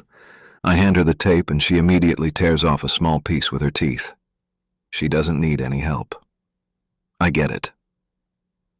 She turns the laptop toward me, pointing to the tiny camera lens at the top of the screen. This needs to be covered completely. And here, she points to a small pinhole on the side, is the microphone. I watch as she carefully places tape over both spots, pressing down firmly to ensure no gaps. There's another microphone on the bottom, she says, flipping the laptop over and covering a third spot. Now we should be safe from remote activation of recording devices. She looks up at me, all business now. Her fingers hover over the keyboard. I need the USB. I reach into my pocket, thumb grazing the smooth surface of the drive. For something so small, it carries enough data to topple empires. I pull it out, holding it between my thumb and forefinger. Here, I say. Melania's eyes lock onto the drive, her focus sharpening like a predator spotting prey. She extends her hand, palm up, fingers slightly curled, expectant but not demanding. I don't immediately place it in her waiting palm. Remember our arrangement. You work with me, not against me. I understand, she says, her voice level despite the hunger in her eyes. I drop the drive and her fingers close around it protectively, like she's afraid I might change my mind. I drag a chair from the corner of the room, positioning it at an angle where I can clearly see her screen. The legs scrape against the floor, the sound harsh in the quiet room. I sit down, leaning forward with my elbows on my knees. my posture deceptively casual. Don't try anything clever, I warn. I may not be a tech genius, but I know enough to spot if you're trying to send messages or access networks. She doesn't respond, already lost in her own world. Her fingers move with practiced precision as she boots up the laptop. The screen light illuminates her face, casting shadows that hollow her cheeks and sharpen her features. She plugs in the drive. Her entire demeanor changes, shoulders hunching forward slightly, head tilted at a determined angle, fingers poised over the keyboard like a pianist about to perform. The rest of the room might as well not exist. I've seen this kind of focus before. In snipers, in surgeons, in people whose success depends on blocking out everything except the task at hand. She types rapidly, navigating through security protocols with the ease of someone walking a familiar path. Her eyes never leave the screen, not even to blink. Her breathing has slowed, grown deeper, more controlled. It's like watching someone slip into a trance. The woman who was arguing with me moments ago, the woman who criticized my cooking and maintained her defiance despite her circumstances. She's gone. In her place is this laser-focused technician, completely absorbed in the digital world before her. The way she loses herself in the work reminds me of how I feel when planning an operation. That complete immersion where nothing exists except the objective. It's rare to see that level of concentration in someone else. Chapter 8. Melania. My fingers hover over the keyboard, the familiar rush of adrenaline flooding my system as the laptop recognizes the USB drive. The first security gate appears on screen, a seemingly simple pin entry field, but I know better. Raymond's security system is military grade with multiple authentication layers. This will take a minute, I murmur, more to myself than to Alessio. The first pin is a 6-digit code that changes every 12 hours based on an algorithm. When I accessed it in Raymond's study, I discovered the pattern. It's tied to stock market closing numbers from the previous day. Elegant but predictable if you know what you're looking for. I pull up a simple command prompt and start typing code to bypass the pin generator. My surroundings fade away. The locked room, Alessio's watchful presence. Even my own body becomes distant. There's only the code, the challenge, the digital puzzle waiting to be solved. Lines of text scroll across the screen as my program runs, testing combinations based on yesterday's market closings. I feel my breathing slow, matching the rhythm of the blinking cursor. This is where I belong, where I make sense. Not in glittering ballrooms or at the head of a wedding aisle, but here, in the clean, logical world of code where problems have solutions if you're smart enough to find them. The program stops, displaying a sequence, 835721. Got it, I whisper, entering the pin. The screen flashes green, then transitions to the next security layer. Relief washes through me. The first gate is open, but there are 3 more to go before we can access the files. I glance up briefly, catching Alessio's intense gaze. For a moment, I'm jarred back to reality, the weight of what we're doing, the lives at stake, the danger surrounding us. But I can't afford to dwell on that now. I need to stay in this flow state where my skills work best. 1 down, I say, turning back to the screen. 3 more to go. My fingers return to the keyboard, already working on the next security measure, a more complex authentication that requires both a password and a biometric override. Raymond's paranoia created multiple failsafes, but his arrogance left exploitable weaknesses. I lose myself again in the code, in the digital hunt. The world outside the screen ceases to exist as I chase the next solution, following digital breadcrumbs through encryption walls and security protocols.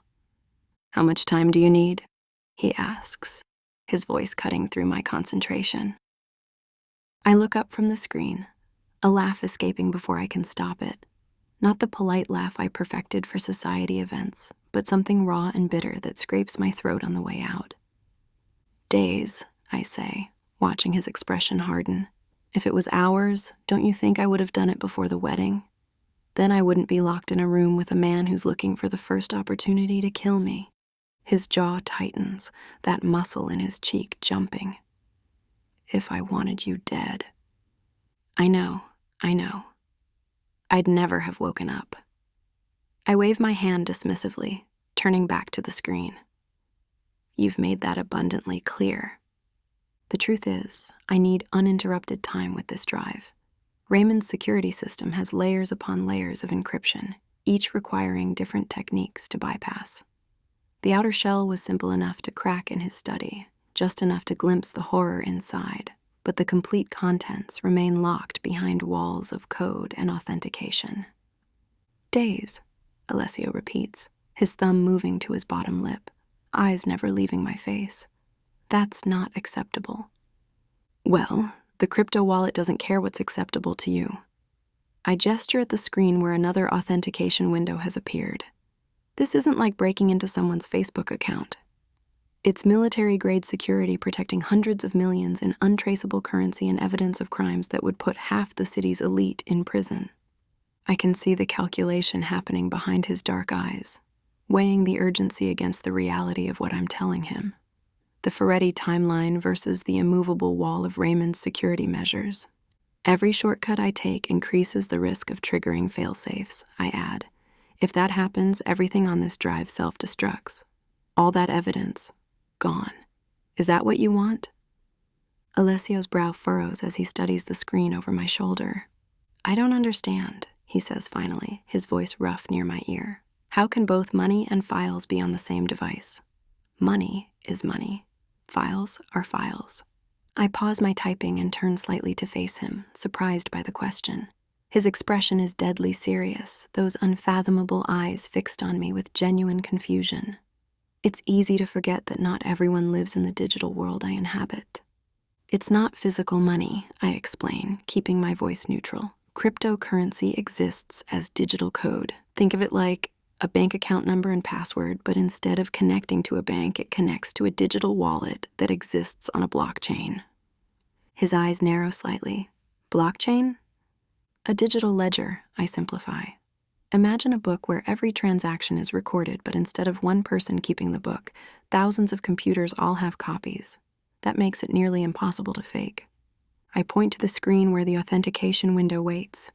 This USB drive contains the keys, essentially the passwords, to access Raymond's crypto wallets. Those wallets hold over $400 million in Bitcoin and other currencies. Alessio's expression shifts from confusion to calculation. Yes, I remember the $400 million you told me it contains. Digital money that can't be traced. Exactly. Perfect for illegal operations like organ trafficking. No paper trail, no bank asking questions. I turn back to the screen. But the drive also contains evidence files. Maybe photos, transaction records, victim information. I broke the system partially. I only had time to access the surface level. There's much more buried deeper. Keep going, he orders, his tone hardening again. How long until you reach the next level? I turn back to the keyboard, fingers already moving. If you stop interrupting me, maybe 3 hours for this layer. The next will be even harder. The authentication window fills with my code as I work, diving back into the digital puzzle before me. Beside me, I feel Alessio's presence like a physical weight, watching every move I make. Alessio. The technical shit she's spouting might as well be a foreign language, but I understand the value of what she's doing. But for a moment, my focus shifts from the screen to her. The way she leans forward, completely absorbed in her work. The curve of her spine, the way her hair falls forward when she concentrates. She's tucked her legs beneath her on the bed, and the position pulls her clothes tight across her ass. Mirda. That ass. My mouth goes dry as I take in the full shape of her. All soft curves where it matters. Hips made for a man's hands to grip. Tits that would fill my palms perfectly. The kind of body that makes a man think filthy thoughts in the middle of a fucking operation. I imagine bending her over that laptop, watching her grind the mattress as I take her from behind. How that perfect ass would feel against my hips. How she'd arch her back and gasp my name when I... Cazzo. I need to focus. I shift my weight, forcing my eyes away from Melania's curves. Watching her work shouldn't be this fucking distracting. But it's been weeks since I've been with a woman, and my body's reminding me of that fact with painful clarity. Women have always been easy for me. A look across a crowded club, a drink sent to their table. They come to my bed willingly, eagerly. No attachments, no complications. Just a night of pleasure before we go our separate ways. That's how I like it. Clean, simple. I take what I need, give them what they want, and we part satisfied. Sometimes they want more, but I make the rules clear from the start. One night. Maybe two if they're particularly skilled with their mouth or know how to move their hips just right. I've never brought a woman to my actual home. Hotel, their apartment, the occasional back room at Omerta when I couldn't wait. But never somewhere they could learn anything about the real me. Never somewhere they could become a liability. The last woman I fucked was some model at a social event 3 weeks ago. I can't remember her name now. Don't need to. That's how it works in my world. Sex is just another bodily function. Release the tension, clear the mind, move on to the next task. Damiano jokes that I fuck like I kill, efficiently, without mercy, leaving no witnesses. He's not entirely wrong. I watch Melania work, memories crawling up my spine like unwanted hands. The intensity in her eyes reminds me of Violet. Violet. Haven't let myself think of that name in years. 6 months. That's all it took for her to crawl under my skin. An American art dealer with honey blonde hair and a laugh that made people turn their heads. She knew nothing about my world. Thought I ran security for high-profile clients. Technically true. What we had was different. Clean. For those 6 months, I'd leave the blood and violence at the door of her Manhattan apartment. Inside those walls, I was just a man. Not Damiano's weapon. Not the monster that makes grown men piss themselves when I walk into a room. Could I have some water, please? Melania's voice snaps me back. She's looking up at me, those amber eyes narrowed slightly. I've been staring at her. For how long? What? My voice comes out rougher than intended. Water? She raises an eyebrow. I nod once, turning without a word. My thumb traces my bottom lip as I head for the kitchen, my mind still half trapped in memories. In the kitchen, I grab a bottle of water from the fridge. My eyes catch on a plate of cookies Ettore left. The old man's always baking something, claiming the safe house needs to smell like a home, not a prison. I don't have much of a sweet tooth, but I remember reading somewhere that sugar spikes concentration. I take one cookie, then add another. I return to the room, water bottle in one hand, cookies in the other. Melania doesn't look up when I enter, still absorbed in whatever the fuck she's doing on that laptop. Lines of code scroll across the screen, meaningless to me, but clearly making perfect sense to her. Here. I place the water bottle on my chair beside her. Then, almost as an afterthought, I drop the cookies next to it. She glances up, surprise flickering across her face. Thank you. Her eyes dart to the cookies, and I briefly detect an expression other than calculation or fear. Something almost human. I drop into the chair across from the bed, stretching my legs out in front of me. The room feels smaller than it did before, the air more sullen. I watch as she reaches for a cookie, still typing with one hand. She takes a bite, and then, her moan goes straight to my groin. Low, throaty, pure pleasure. Her eyes close for a moment as she chews, savoring the taste. My cock stiffens instantly. Fuck. I shift in my seat, trying to ease the hard pressure against my zipper. That sound. That fucking sound. It's the same noise a woman makes when you graze exactly the right spot inside her, when you curl your fingers and press that place that makes her back arch and her thighs tremble. She takes another bite, oblivious to what she's doing to me. Another luxurious sigh escapes her lips. My mind fills with images of those lips wrapped around my cock instead of that cookie, her eyes looking up at me as I grip her hair, guiding her movements. I'd be gentle at first, let her set the pace, but then "These are incredible," she says, reaching for the second cookie. "I haven't eaten anything this good in days." I grunt in response, not trusting my voice. My pulse hammers in my throat, blood rushing south. I cross one ankle over my knee, trying to hide the obvious bulge in my pants. She licks a crumb from her lower lip, and I have to look at the floor. Fuck. "Did you make these?" she asks. "No." My voice comes out gravel rough. I clear my throat. "Our cook. Ettore." She nods, turning her attention back to the laptop. But now I can't focus on anything except the way her mouth moves as she finishes the cookie, the delicate curve of her throat as she swallows, the way her tongue darts out to lick at a stray crumb. I need to get the fuck out of this room before I do something stupid. Chapter 9. Melania. 3 hours in, and I'm still working on the first layer. Come on. The program I'm running tests combinations at lightning speed, but this isn't like the movies where hackers magically break into systems in minutes. This is methodical, exhausting. My back aches from hunching over the laptop, but I can't stop now. Alessio left about an hour ago without a word. 1 minute, he was sitting across from me, watching with those intense dark eyes. The next, he was gone. I didn't even hear him leave. Just looked up and found myself alone. Strange man. 1 moment he's bringing me cookies. The next he's glaring at me like I've personally offended him. His mood swings are giving me whiplash.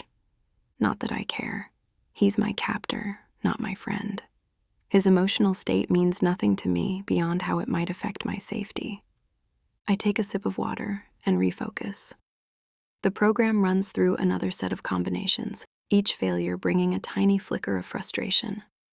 Then, yes, the screen flashes green. Access granted to the first layer. I sit up straighter, a rush of satisfaction flowing through me. 1 down, several more to go, but this is progress. I stretch my arms above my head, feeling my spine crack in protest. The room is quiet except for the hum of the laptop. No sign of Alessio returning. Maybe he got bored watching me type. Or maybe he has actual work to do beyond babysitting a kidnapped bride. Either way, I appreciate the solitude. It's easier to concentrate without those velvet eyes tracking my every move. I take a moment to massage my temples before diving into the second layer. This one will be trickier. Raymond wouldn't make it easy to access his dirty money. The door flies open, and Alessio appears like he materialized from thin air. His hand hovers near his waistband, where I'm certain he keeps a gun, eyes scanning the room for threats. "What happened?" he demands, voice tight with tension. I can't help the smirk that spreads across my face. First layer cracked. I gesture to the screen where the progress bar shows 100% completion. 1 down, several more to go. His shoulders relax slightly as he steps into the room. That's it? I thought something was wrong. Sorry to disappoint. No assassins climbing through the windows, just me winning against Raymond's security system. Alessio approaches, peering over my shoulder at the screen filled with code. His proximity sends an unwelcome tingling along my spine. He smells like sandalwood, and that aroma when you reach the ocean for the first time in months. "How much longer for the rest?" he asks. We're looking at a week, minimum. Each layer gets progressively harder.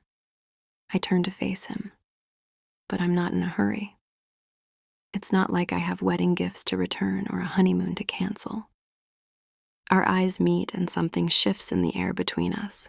His midnight gaze holds mine, unreadable yet intense.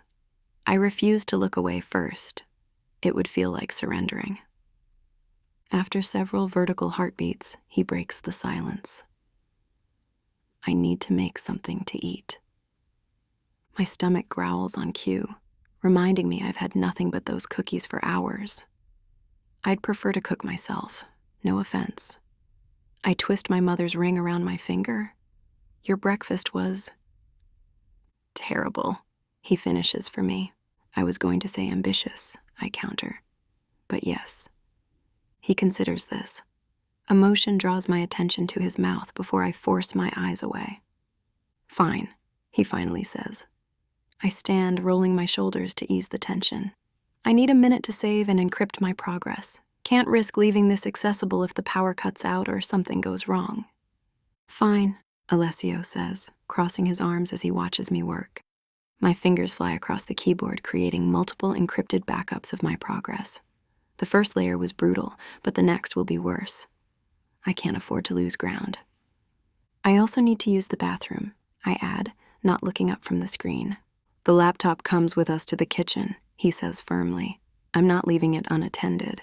I nod, understanding his caution. Of course. You think I'd leave my one bargaining chip lying around? I finish the encryption sequence and close the laptop. Here. I hand it to him, our fingers brushing for a split second. I pull away quickly, ignoring the strange flutter in my chest. 2 minutes, he says, nodding toward the bathroom door. The mirror shows a woman I barely recognize, dark circles under her eyes, skin pale from stress and lack of sleep. I need a shower desperately after hours of nervous sweat and tension, but my stomach growls again. Food first, then cleanliness. When I emerge, Alessio is leaning against the wall opposite the door, laptop tucked under one arm. His eyes sweep over me, assessing. Ready? He asks. I nod. He pushes off the wall and opens the door, gesturing for me to go first. As I pass him, I catch that scent again, sandalwood and sea salt, and force myself not to drink it in. We head toward the kitchen, an odd pair, kidnapper and captive, about to share a meal. The hallway stretches before me like something from a luxury cabin magazine. All polished hardwood floors and walls lined with reclaimed timber. It's nothing like the concrete and steel I expected from a Mafia safe house. The ceiling features exposed wooden beams that give the space a rustic warmth completely at odds with my captive situation. Turn right at the end, Alessio instructs, his voice close behind me. The stairs are there. I move forward, my bare feet silent against the wood. Without my shoes, I feel oddly vulnerable, though it's the least of my concerns right now. Small wrought iron sconces cast pools of amber light every few feet, illuminating framed black and white photographs of mountain landscapes. No personal photos. Nothing that could identify the owners. This place is... I pause, searching for the right word. Functional, Alessio supplies. I was going to say unexpected. I run my fingers along the wall as I walk. Not exactly the dungeon I imagined. A small sound escapes him. Almost a laugh. We save those for special guests. I can't tell if he's joking. At the end of the hall, I turn right as instructed and find a staircase with wrought iron railings spiraling down to the floor below. The craftsmanship is impeccable, clearly custom-made. This is a Ferretti property? I ask, pausing at the top of the stairs. Something like that. Alessio gestures for me to continue. Kitchen straight ahead when you reach the bottom. Alessio. I follow Melania as she makes her way down the spiral staircase, the laptop tucked securely under my arm. My eyes drift to the gentle sway of her hips, the curve of her ass in the fitted black pants she changed into after recovering them from her precious bag. Fuck. The sight and my imagination combined is more than I can handle. Cazzo, I snarl under my breath. She stops abruptly, turning to look up at me. Is something wrong? Her eyes catch mine, questioning. A strand of chestnut hair falls across her face, and I resist the urge to brush it back. Keep moving, I order, my voice rough. She hesitates for a moment before continuing down the stairs, and I curse myself for the momentary lapse in control. But Christ, the woman's body is a weapon. Her waist narrows before flaring into hips made for the cupping of a man's hands. Even in simple black clothes, with no makeup and hair slightly disheveled from hours of work, she's fucking magnificent. The gentle sachet of her ass with each step down the spiral staircase tests my restraint. I've been with beautiful women before, dangerous women, sumptuous women. But something about Melania Lombardi crawls under my skin and burns. Maybe it's the contrast between her sharp mind and those soft curves, or the defiance in her eyes even when she's forced to follow orders. Desire and duty rarely mix well in my world. The fact that she's Antonio Lombardi's daughter should be enough to kill any attraction. But my cock disagrees. When we reach the bottom of the stairs, she pauses again, waiting for direction. The chink of kitchen light catches the curve of her breast beneath her shirt, the outline of her nipple visible against the fabric. I drag my eyes away. Straight ahead, I remind her, snapping harshly thanks to the heat building in my blood. She moves forward and I follow, maintaining distance between us. I place the laptop on the steel countertop, careful to keep it within my line of sight. The kitchen is far from homely, industrial grade, enough space to prepare meals for a dozen men. "So you think you can cook better than me?" I say, moving toward the massive refrigerator. It's not a question. Melania follows, keeping a careful distance.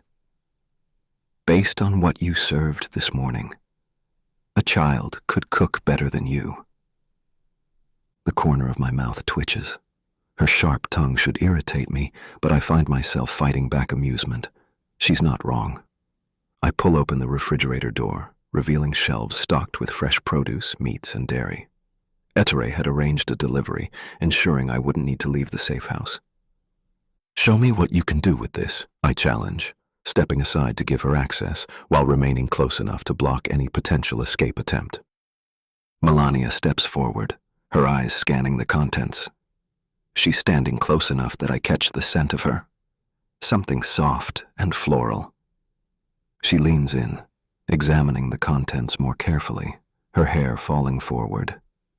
Her fingers tap thoughtfully against her thigh as she considers the options. "Well?"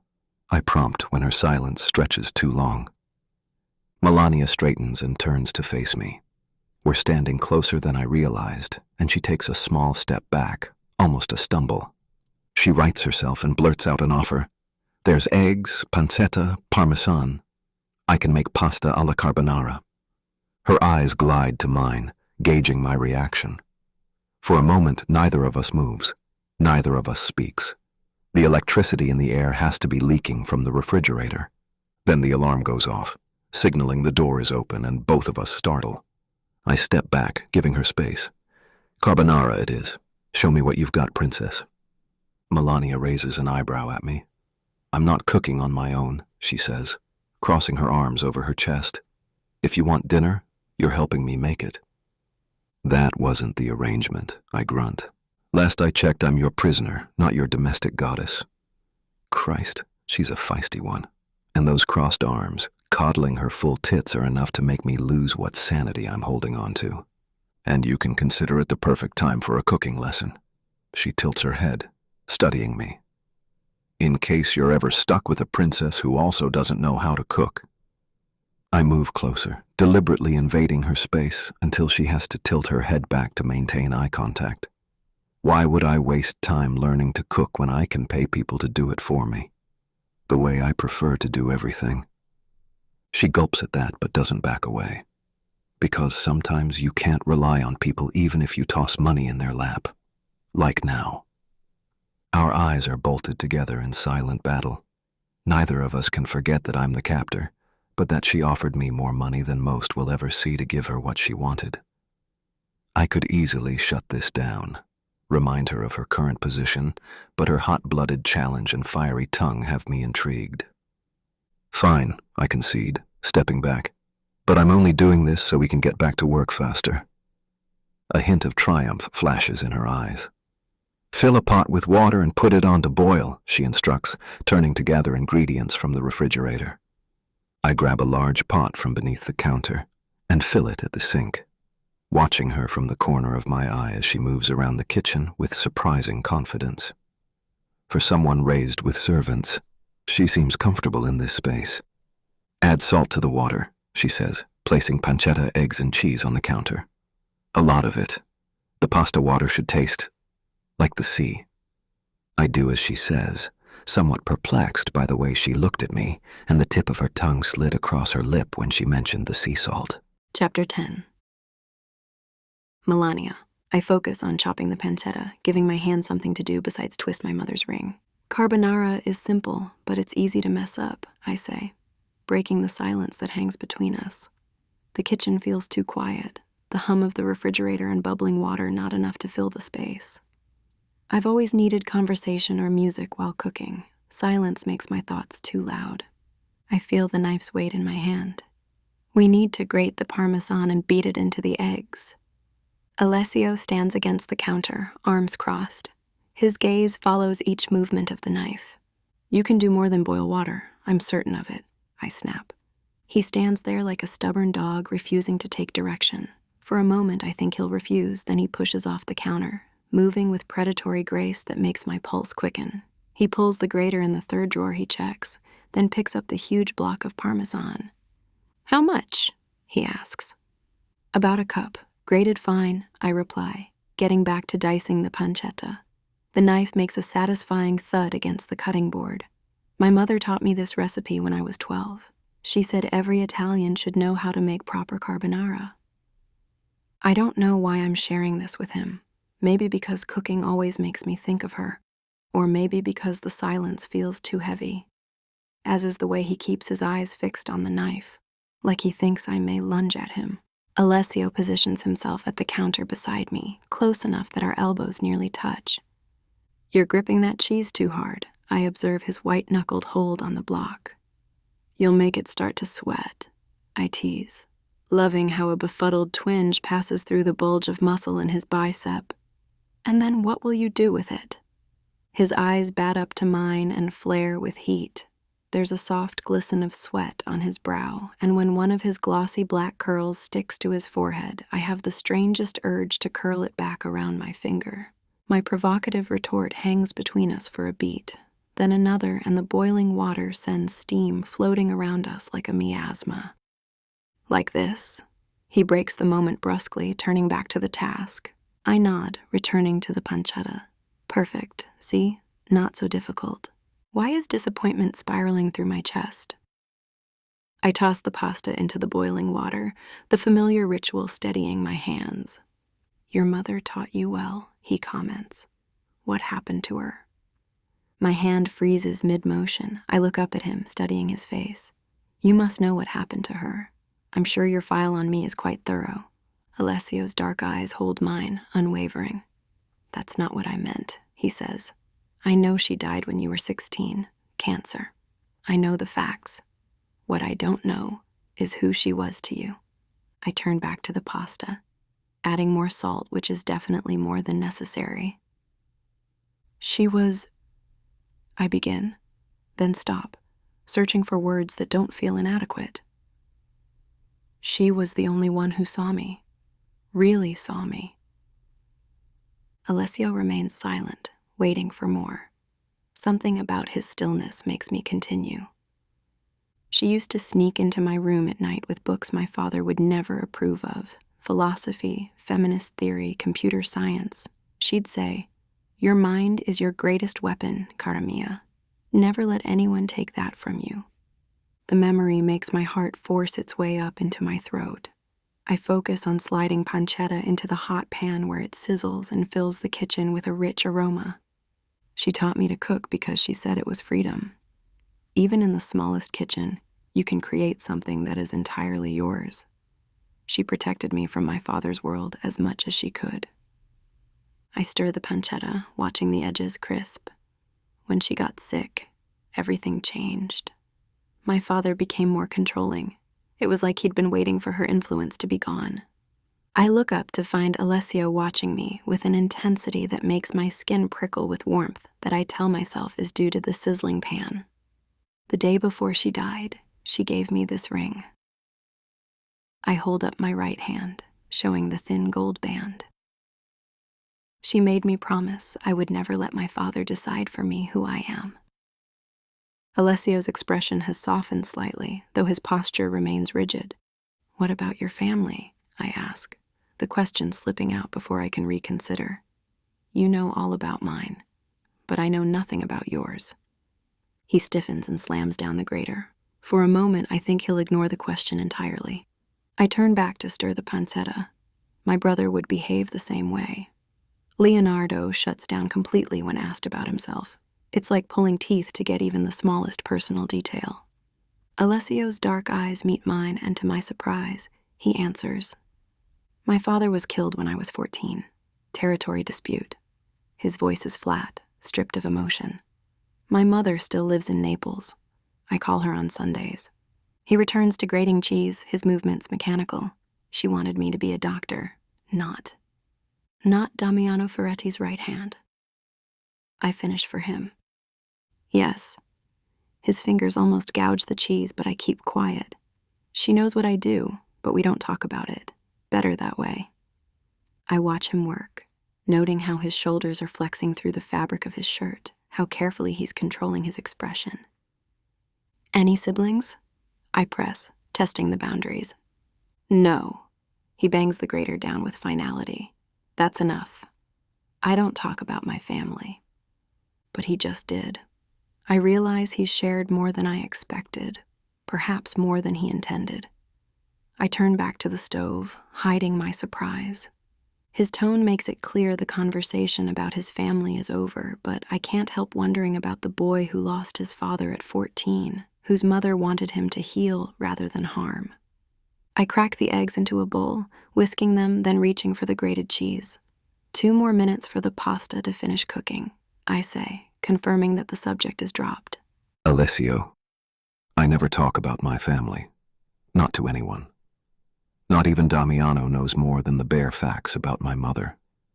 Yet here I am, telling Antonio Lombardi's daughter about Sunday phone calls and my mother's disappointed dreams. What the fuck is wrong with me? Melania turns back to the stove, focusing on the pasta. Her profile is soft in the kitchen light. The scent of pancetta fills the kitchen, making my stomach growl. "Can you get 2 dishes?" she asks. I retrieve 2 white plates from the cabinet, setting them on the counter beside her. She tests the pasta, nodding with satisfaction before draining it. "The trick is to add some of the pasta water to the sauce," she explains, moving with practiced efficiency. "It helps bind it." I stand back, giving her space as she combines the ingredients in the pan. The eggs transform into a silky coating that clings to the pasta. No recipe, no measurements, just instinct and memory. She serves the carbonara with a flourish, a small smile playing at her lips. She looks genuinely pleased, almost happy. The expression transforms her face entirely. "Do you want something to drink?" I ask. Her eyes flick up to mine. "Just water is fine. I've still got a lot of work to do." I can't help the slight twist of my lips. We don't actually have a choice. But I had to ask. A small laugh escapes her, the first I've heard. It's brief, barely there. "Of course." She shakes her head slightly. "Why would the kidnapper's kitchen have a wine selection?" "There's whiskey," I offer, surprising myself again. "Macallan 25. "Water is fine," she repeats. I fill 2 glasses from the refrigerator dispenser. We sit across from each other. She takes a bite, closing her eyes briefly as she tastes it. Her look of pleasure sends hurricane twists through my chest. I force myself to look down, focusing on my own plate. The pasta is perfect, rich and creamy without being heavy. Nothing like the disaster I'd created for breakfast. "It's good," I say, the understatement hanging between us. Melania looks up, her fork paused midway to her mouth. "Good? That's all you have to say?" She arches an eyebrow. "This is perfection on a plate, Alessio." I shrug, fighting the urge to smile. "Okay, it's very good." She rolls her eyes and takes another bite. This time she closes her eyes and makes a sound, a soft moan of pleasure that travels straight through me, igniting something primal. Fuck. I reach for my water glass, draining half of it in one long swallow. My throat suddenly feels like sandpaper. "Do you always do that?" I ask, my voice rougher than intended. "Do what?" She looks genuinely confused. "Make those lascivious noises. When you eat." Her cheeks flush pink, the color spreading down her neck. She sets her fork down carefully. I usually eat alone," she admits, not meeting my eyes, "since I got back from London. I forget sometimes that someone might hear me." She glances up, embarrassment clear on her face. I'm sorry. I shouldn't find her embarrassment endearing. I shouldn't find anything about her endearing.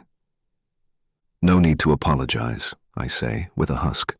It's actually the best noise I've heard in a while. Now her eyes snap to mine, widening and sparking. For a moment, neither of us moves. The air between us feels charged, and this time, I can't blame the fridge. She stares at me, lips parted slightly, before dropping her gaze back to her plate. Without another word, she returns to her food, but the flush remains on her cheeks. I will my attention to my own plate once more, but my mind keeps replaying that sound. I've heard women moan before, staged performances designed to stroke my ego. This was different, unguarded, real, and far more dangerous because of it. Melania. I can't look at him, not after that. My face burns hot enough to fry the pancetta all over again. The carbonara that tasted so perfect moments ago now sticks in my throat as I try to swallow past the knot forming there. It's the best noise I've heard in a while. His voice had dropped to a sensuous rumble that vibrated through my chest and settled low in my belly. The way his eyes had darkened when he said it. That wasn't the look of a captor to his prisoner. That was something else entirely. Something I shouldn't want. I force another bite of pasta into my mouth, careful to remain silent this time.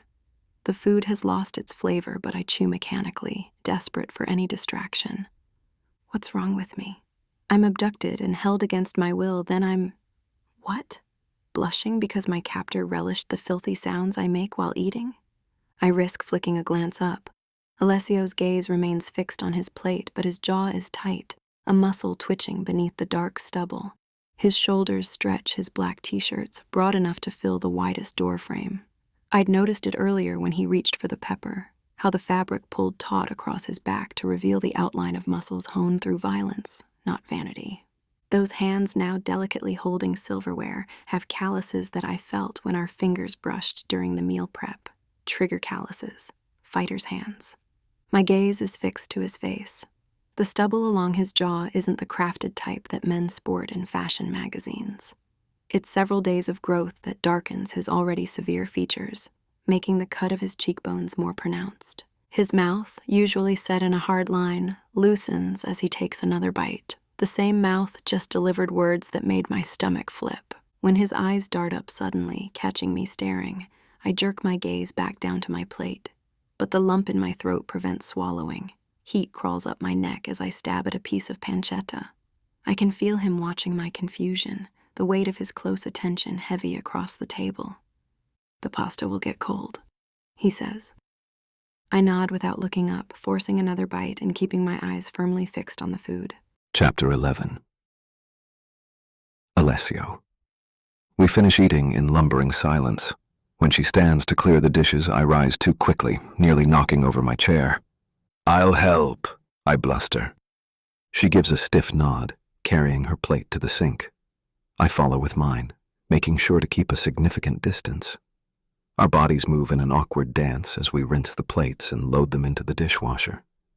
Her fingers brush mine as she takes a fork from my hand, and I feel the contact like an electric shock. "The soap is under the sink," I say. She crouches down to find it, and I step back, running a hand through my hair. What the fuck is wrong with me? "Found it," she says, rising with the detergent pod. She drops it into the compartment and closes the dishwasher. When she turns, her eyes meet mine for the first time since that moment at the table. "I'd like to take a bath before I continue with the USB drive," she says. "Fine," I say. I grab the laptop and follow her out of the kitchen, making sure to focus on each wooden step and definitely not her round ass. "I'll be in my room until you're done," I tell her when we reach the top of the stairs. I gesture toward the door at the end of the hallway. "I'll come in half an hour." "Okay," she says. I watch her walk to her room, then wait until the door closes behind her. I don't bother locking it. The entire house is secured. Windows reinforced, doors equipped with biometric locks, perimeter sensors active. Besides, I can monitor her movements through the security system if needed. Rather than my bedroom, I enter the control room and close the door behind me, placing the laptop on the desk. The surveillance feed from Melania's room flickers on the monitor. She disappears into the bathroom. I'm scrolling through messages from Noah about Antonio Lombardi's movements when movement on the screen catches my attention. Melania has emerged from the bathroom after barely 2 minutes, a white towel wrapped tightly around her body. She moves to the closet, pulling open the doors. Fuck. I didn't think about a change of clothes. Of course I didn't. We grabbed her from her wedding with nothing but what she was wearing and had in her bag. The safe house isn't stocked with women's clothing. It's a functional space for operations, not a hotel. On screen, her frustration is evident as she slams the closet door shut. She stands in the middle of the room, clutching the towel to her chest, her wet hair dripping down her back. I rise from my chair, grabbing my phone and heading for the closet in my bedroom. All I find is a stack of my black t-shirts. They'll swallow her petite form, but they're better than nothing. At her door, I knock twice, hard but not threatening. Melania, I call.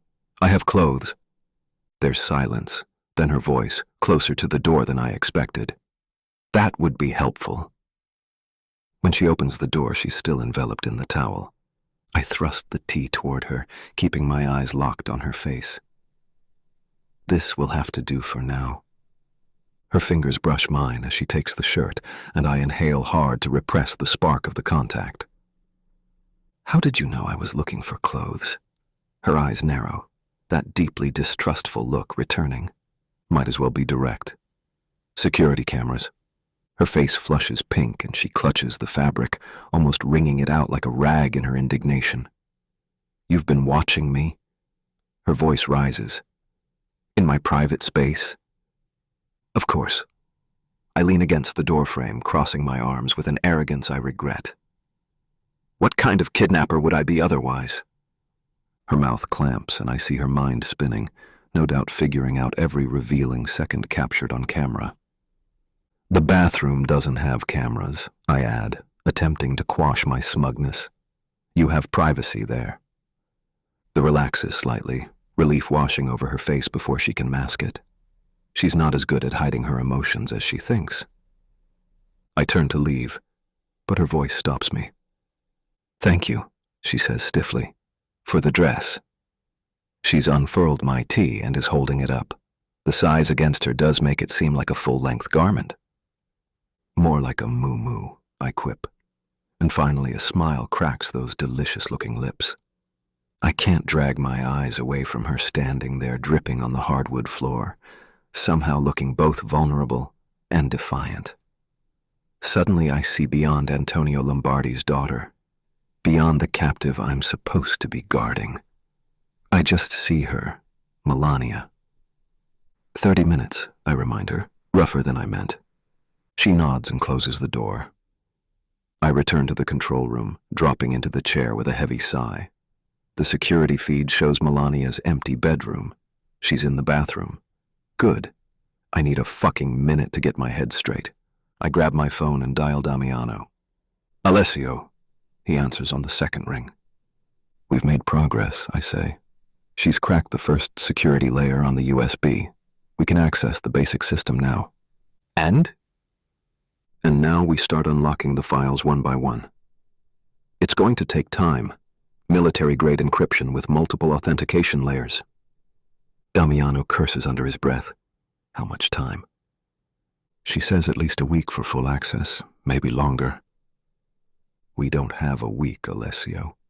His voice drops, that dangerous tone that means he's truly pissed. Antonio and Raymond are tearing the city apart looking for her. They've got cops, private security, everyone with a fucking badge searching. 2 of my properties have already been trashed. Shit. I lean forward, elbows on my knees.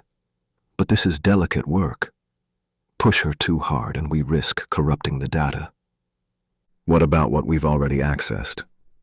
Anything useful? Not yet. Just the outer shell of the system. Silence stretches between us. I can almost see him pacing in his office, that predatory movement whenever he's strategizing. I need information the moment you find anything, he says. Anything we can use. Understood. The phone goes dead. I toss the phone onto the desk and lean back in the chair, dragging a hand down my face. The muscles in my shoulders ache from tension I hadn't realized I was carrying. We've got hours of work ahead. Days, maybe. And I'm already feeling all kinds of strain. Melania. I sink into the bath, letting the hot water rise to my collarbones. The tension in my muscles melts away, and for the first time since my abduction, I feel something close to peace. My mother always said a hot bath could solve half of life's problems. The other half required good wine and better friends. I smile at the memory, dancing over the water with my fingertips. After more than 24 hours without cleansing, this feels like heaven. I've always been fastidious about cleanliness, a trait my father called delicate sensibilities with thinly veiled contempt. But the sensation of being unwashed makes my skin crawl, especially in the unusual warmth we've been having for mid-spring. The safe house maintains the perfect temperature, thankfully. Not too cold, not too warm, unlike the sticky heat building outside. I close my eyes and slide down until the water covers my shoulders, my neck, the back of my head. Only my face remains above the surface. For a moment, I pretend I'm somewhere else, not captive, not running, just being. The knowledge that cameras monitor my every move outside this bathroom makes my nerves prickle despite the soothing water. This bathroom is my only sanctuary now, the only place I can let my guard down completely. I lift my leg, watching water roll down my skin. I've always loved summer, the brightness, the freedom, the promise of it. But I hate the constant battle against sweat and stickiness. My friends in London used to tease me about my princessy problems, but they didn't understand. It wasn't vanity. It was the feeling of being trapped in my own skin, unable to escape the discomfort. Like now, trapped in a different way. I reach for the shampoo on the edge of the tub. It's nothing like my usual products, some generic brand that smells vaguely of artificial flowers. But right now, it might as well be liquid gold. I work it through my hair, massaging my scalp, and for a brief moment, everything else fades away. Just this. Just now. Just clean. I pull myself from the bath reluctantly, knowing there's work waiting. Real work. The kind that makes my fingertips tingle and my mind power up with pure energy. The USB drive calls to me like a siren song. Wrapping a towel around my body, I catch my reflection in the mirror. My wet hair hangs in dark ropes down my back, and my eyes look sharper, more focused. This is the version of me that comes alive when I'm cracking a security system. The rush of hacking has always been my secret addiction. I remember the first time I felt it, 15 years old, watching some B-grade thriller about the dark web. The protagonist, a woman with neon-streaked hair and impossibly fast typing skills, had broken into a government database in under 3 minutes. Pure fantasy, of course. Real hacking is methodical, patient work. But something about her power to access forbidden knowledge lit a fire in me. I twist my mother's ring, thinking of the irony, the daughter of Antonio Lombardi, desperate to access illegal information, as if I hadn't been surrounded by illegality my entire life. But drugs, clubs, money laundering, those were the acceptable family businesses. The necessary evils of power. Never this. Never stealing people's organs. Never trafficking children. I drop the towel and pull on the clothes Alessio provided. The t-shirt falls over my thighs and smells faintly of something distinctly male that I refuse to analyze. My hands shake slightly as I dry my hair with the towel. Not from fear, but anticipation. The same tremor I get before breaking through a particularly difficult firewall. I'd been so naive. Believing that my father's empire stopped at certain moral boundaries, that power had limits, that evil had lines it wouldn't cross. Part of me hates myself for that blindness, for the privilege of ignorance while people disappeared, their bodies harvested like crops. Mothers lost children, children lost parents, lives erased for profit. The adrenaline surging through me now isn't just about the technical challenge, it's about justice. It's about using the very skills my father would despise to bring down his bloody empire. I take a deep breath, steadying myself. Raymond and my father think they're untouchable. They've never faced someone who understands both their world and the digital one. They've never faced me. I step out of the bathroom, still towel drying my hair. The bedroom is empty. I sit on the edge of the bed and continue working the towel through my damp strands, squeezing out excess moisture. I've never used blow dryers or straighteners, too much risk of damage. My mother taught me to care for my hair naturally, using oils and gentle treatments instead of heat. The result is glossy hair that stylists always comment on, but it comes with drawbacks. I remember catching a terrible flu last winter after leaving my London flat with wet hair during a particularly cold snap. I smile at the memory, though it fades quickly. Those simple days feel like they belong to someone else now. Water trickles down my neck and I shiver slightly, working the towel more vigorously. I move to sit in the middle of the bed just as the door suddenly opens. Alessio steps in, his powerful frame filling the space. His eyes immediately find mine, then slide briefly to the exposed shoulder where the t-shirt has slipped down. I ought to cover my skin, but I don't, and I don't have a clue why. Chapter 12. Alessio. I step into the room and freeze. Fuck me. Melania sits on the bed, working a towel through her wet hair. A stretch of her skin is exposed that looks soft as silk. My shirt swims on her pert frame, making her look more vulnerable and more bewitching at the same time. Something primal and possessive claws through my chest. The sight of her wearing my clothes sears through me like a cowboy's brand. Mine. The word pierces my consciousness before I can shut it down. She looks up, her eyes catching mine. Neither of us moves. Water droplets slide down her neck, disappearing beneath the collar of my shirt. I follow their path, imagining where they end up. Cazzo. What the fuck is wrong with me? Have I forgotten she's Antonio Lombardi's daughter? But seeing her wrapped in fabric that belongs to me, that must carry my scent, triggers something I've never felt before. A visceral need to keep her this way. In my clothes. In my space. She can't be allowed to wear anything else from now on. The thought is so ridiculous, so unlike me, that I nearly laugh. But there's nothing funny about the heat coursing through my veins. Melania clambers off the bed, looking for a spot to hang the towel. My t-shirt clings to the back of her lightly damp body, allowing her ass to show up like the protagonist in this entire fucking room. My mouth goes dry. The fabric hugs her in ways that make it impossible not to look, not to imagine my hands replacing the cotton. I clear my throat, the sound harsh in the quiet room. We need to start. She turns to me and nods, hanging the towel over a chair back before moving to the bed. She takes the laptop from my hand and settles back against the headboard, bare legs stretched out in front of her. I'm going to make some coffee, I say. Do you need one? I'd love one, yes. She tucks a strand of damp hair behind her ear. If I don't have caffeine soon, I'm likely to fall asleep. I nod stiffly and turn toward the door, desperate to get away to the sanctuary of the kitchen. I step into the hallway and pull the door firmly shut behind me. The air is cool, and I realize how hot the bedroom has become. Or maybe it's just me burning up from the inside out. I take the stairs down to the kitchen 2 at a time, putting distance between myself and the woman who's doing something to me in ways no one ever has before. My body feels like a live wire, electricity running through every muscle, every nerve ending. I brace my hands against the kitchen counter and drop my head, dragging in deep breaths. This is fucking insane. She's a job, the last woman on earth I should be thinking about this way.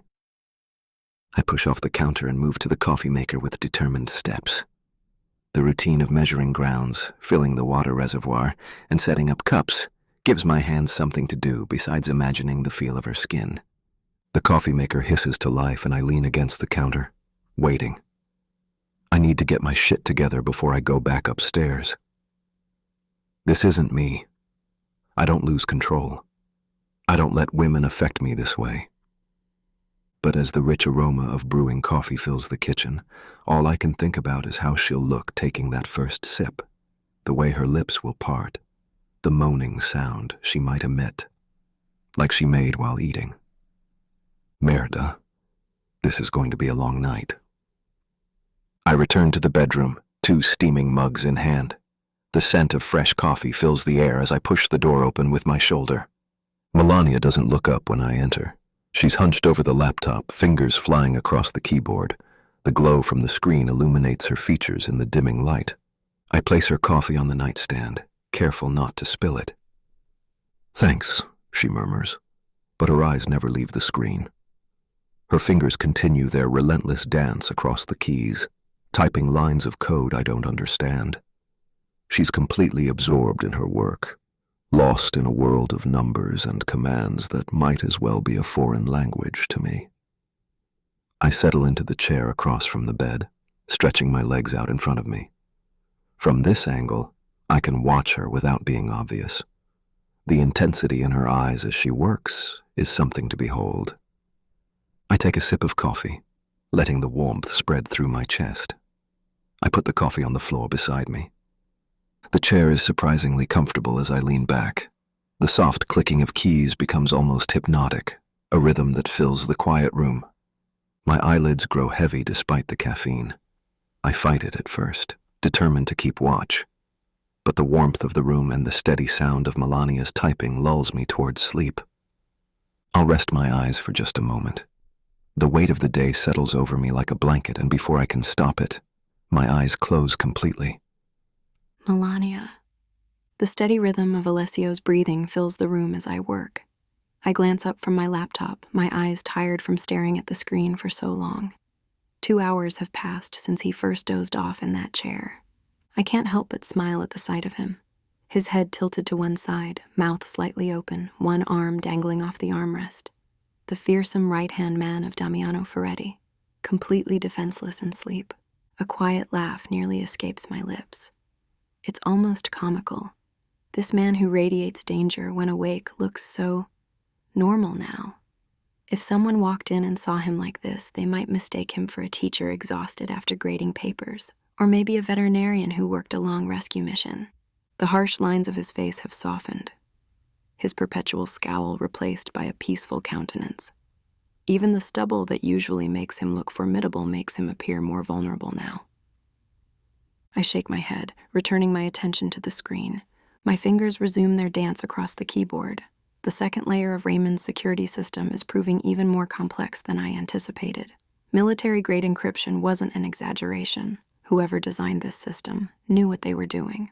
I've been mapping the authentication protocols, looking for weaknesses in the system architecture. There's always a backdoor, always a vulnerability. I just need to find it. I roll my shoulders, trying to work out the stiffness. Hours of hunching over a laptop have left my neck and back aching. I stretch my arms above my head, careful not to make noise that might wake my sleeping captor. The coffee Alessio brought me sits empty. I could use another one, but I'm not about to risk waking him by trying to sneak downstairs. Besides, I'm making progress. Slow progress, but progress nonetheless. I stretch my neck again, fighting through the dull ache that settled between my shoulder blades. The code on the screen blurs slightly as I stare at it too long. Something feels off. I exhale loudly, a frustrated sigh escaping before I can stop it. Alessio jerks awake instantly, his body snapping to attention before his eyes are even fully open. His hand reaches instinctively toward his waistband before his gaze focuses on me. What? What's going on? His voice is rough with sleep but alert, eyes scanning the room for threats. Nothing urgent, I think I'm seeing some anomalies in the code, but I can't tell if I'm being paranoid or not. He pushes himself up from the chair, rubbing a hand over his face before stepping closer. What the hell do you mean by anomalies? It's all the same fucking gibberish to me. A laugh bubbles up from my chest, unexpected and genuine. Apparently not the same, since you've been asleep for the past 2 hours while I've been working through it. He stops directly beside me, close enough that I can smell the coffee on his breath and the faint scent of his cologne. Too close. The mattress dips as he supports himself to lean over to look at my screen. Show me, he demands. I turn to face him properly, suddenly aware of how little space exists between us. His eyes, dark and intense, lock with mine. The laughter dies in my throat as a chemical combustion passes between us. His gaze slides down to my mouth, lingering there with an intensity that makes my pulse thunder in my ears. I can't help but glance at his lips too, full, with a defined Cupid's bow, the bottom one much fuller than the top. Is he leaning closer? The space between us seems to shrink by millimeters. My breath catches as I realize he's definitely moving toward me, his eyes hooded, his expression unreadable except for the unmistakable heat. I know he's going to. A shrill alarm cuts through the tension, making us both jump. Alessio jerks back like he's been scalded, his expression shifting instantly from whatever that was to cold professional alertness. Cazzo! What is this? What's happening? My heart slams against my lungs as the blaring continues. Alessio doesn't answer. Instead, he grabs the laptop, yanking the charger from the wall. His movements are fluid, precise. A man who's practiced emergency exits too many times to count. He seizes my hand, his grip hard but not painful. Someone's fucking come for us. We need to move. Now! The urgency in his voice sends ice through my veins. I don't question him. Don't hesitate. I'm on my feet instantly as he pulls me toward the door. In another room, he releases my hand only long enough to grab a duffel bag from under the bed. He shoves the laptop and charger into my arms, then pulls out another gun, larger than the one at his waist, checking it with mechanical efficiency before tucking it into his waistband. Car keys jingle as he snatches them from a hook by the door. Follow my lead, he instructs, voice deadly calm despite the chaos. We don't have time for questions or mistakes. You do exactly what I say when I say it. Understand? I nod, unable to find my voice. Terror claws at my throat, but I force it down. Panic is a luxury I can't afford right now. Alessio's hand finds mine, guiding me toward the spiral staircase. We descend quickly, my bare feet silent on the steps. The alarm continues its relentless screech, making it impossible to hear if anyone else is in the building. When we reach the kitchen, Alessio positions himself between me and the door, his body a human shield. He moves with predatory grace, checking sight lines before motioning me forward. Stay close, he murmurs, barely audible above the alarm. We slip through the back door into the humid night air. A sleek black car waits in the shadows. Alessio opens the passenger door, practically lifting me inside before rounding the hood and sliding behind the wheel. Put on your seatbelt and hold on to something, he orders, jamming the key into the ignition. The engine roars to life, a deep, powerful sound that vibrates through the entire vehicle. I fumble with the seatbelt, my fingers clumsy with adrenaline, finally managing to click it into place. My right hand grips the door handle tight. My left hand clasps the laptop to my chest. Chapter 13. Alessio. The Maserati Quattroporte roars to life the second I turn the ignition, its engine pulling with barely restrained power. My left hand grips the wheel while my right holds the Beretta, eyes scanning the mirrors for any movement. The car's leather interior still smells new. A fucking waste if we have to abandon it after tonight. Not that we fucking care about a car or its cost. Hold on, I command, not looking at Melania as I slam the car into reverse. Her breathing comes in short, panicked bursts beside me. I can practically taste her fear in the confined space, the rapid rise and fall of her chest, the way her fingers clutch the laptop like it's a lifeline. Good. Fear keeps people sharp, keeps them alive. I whip the car around, tires screaming against asphalt as we face the opposite direction from where our unwelcome visitors are approaching. The perimeter sensors were triggered at the east entrance, which means we head west, fast. Who is it? Melania asks, her voice surprisingly steady despite her shallow breathing. Doesn't fucking matter right now, I respond, tucking the gun back into my waistband to grip the gear shift. Could be your father's men. Could be Raymond's. Could be the fucking pizza delivery guy making a wrong turn. We're not sticking around to find out. The Maserati leaps forward as I floor the accelerator, pinning us both against our seats. The safe house disappears in the rear view, swallowed by darkness. The road ahead stretches empty, but that won't last long. My eyes flick to the mirror again. Two sets of headlights appear behind us. A car and a motorcycle, moving fast. Too fast to be coincidence. We have company, I mutter, pushing the Maserati harder. The engine's purr deepens to a roar. 2 vehicles on our tail. Melania twists in her seat to look behind us. "Don't move," I snap, reaching across to push her back into position. "Keep your head down and your seatbelt secure." The motorcycle gains ground, its single headlight growing larger in the mirror. With better acceleration and more maneuverability than our car, it'll reach us first. The other car isn't far behind. "Merda," I growl, swerving around a curve in the road. The Maserati hugs the pavement, its handling impeccable even at this speed. I push it harder, feeling the car respond beneath my hands like a living thing. I grip the wheel tighter as movement flashes in my peripheral vision. The motorcycle approaches from the right side, gaining on us with alarming speed. Fuck. The sleek black bike weaves through the narrow space between us and the guardrail, its rider hunched low over the handlebars. "Alessio!"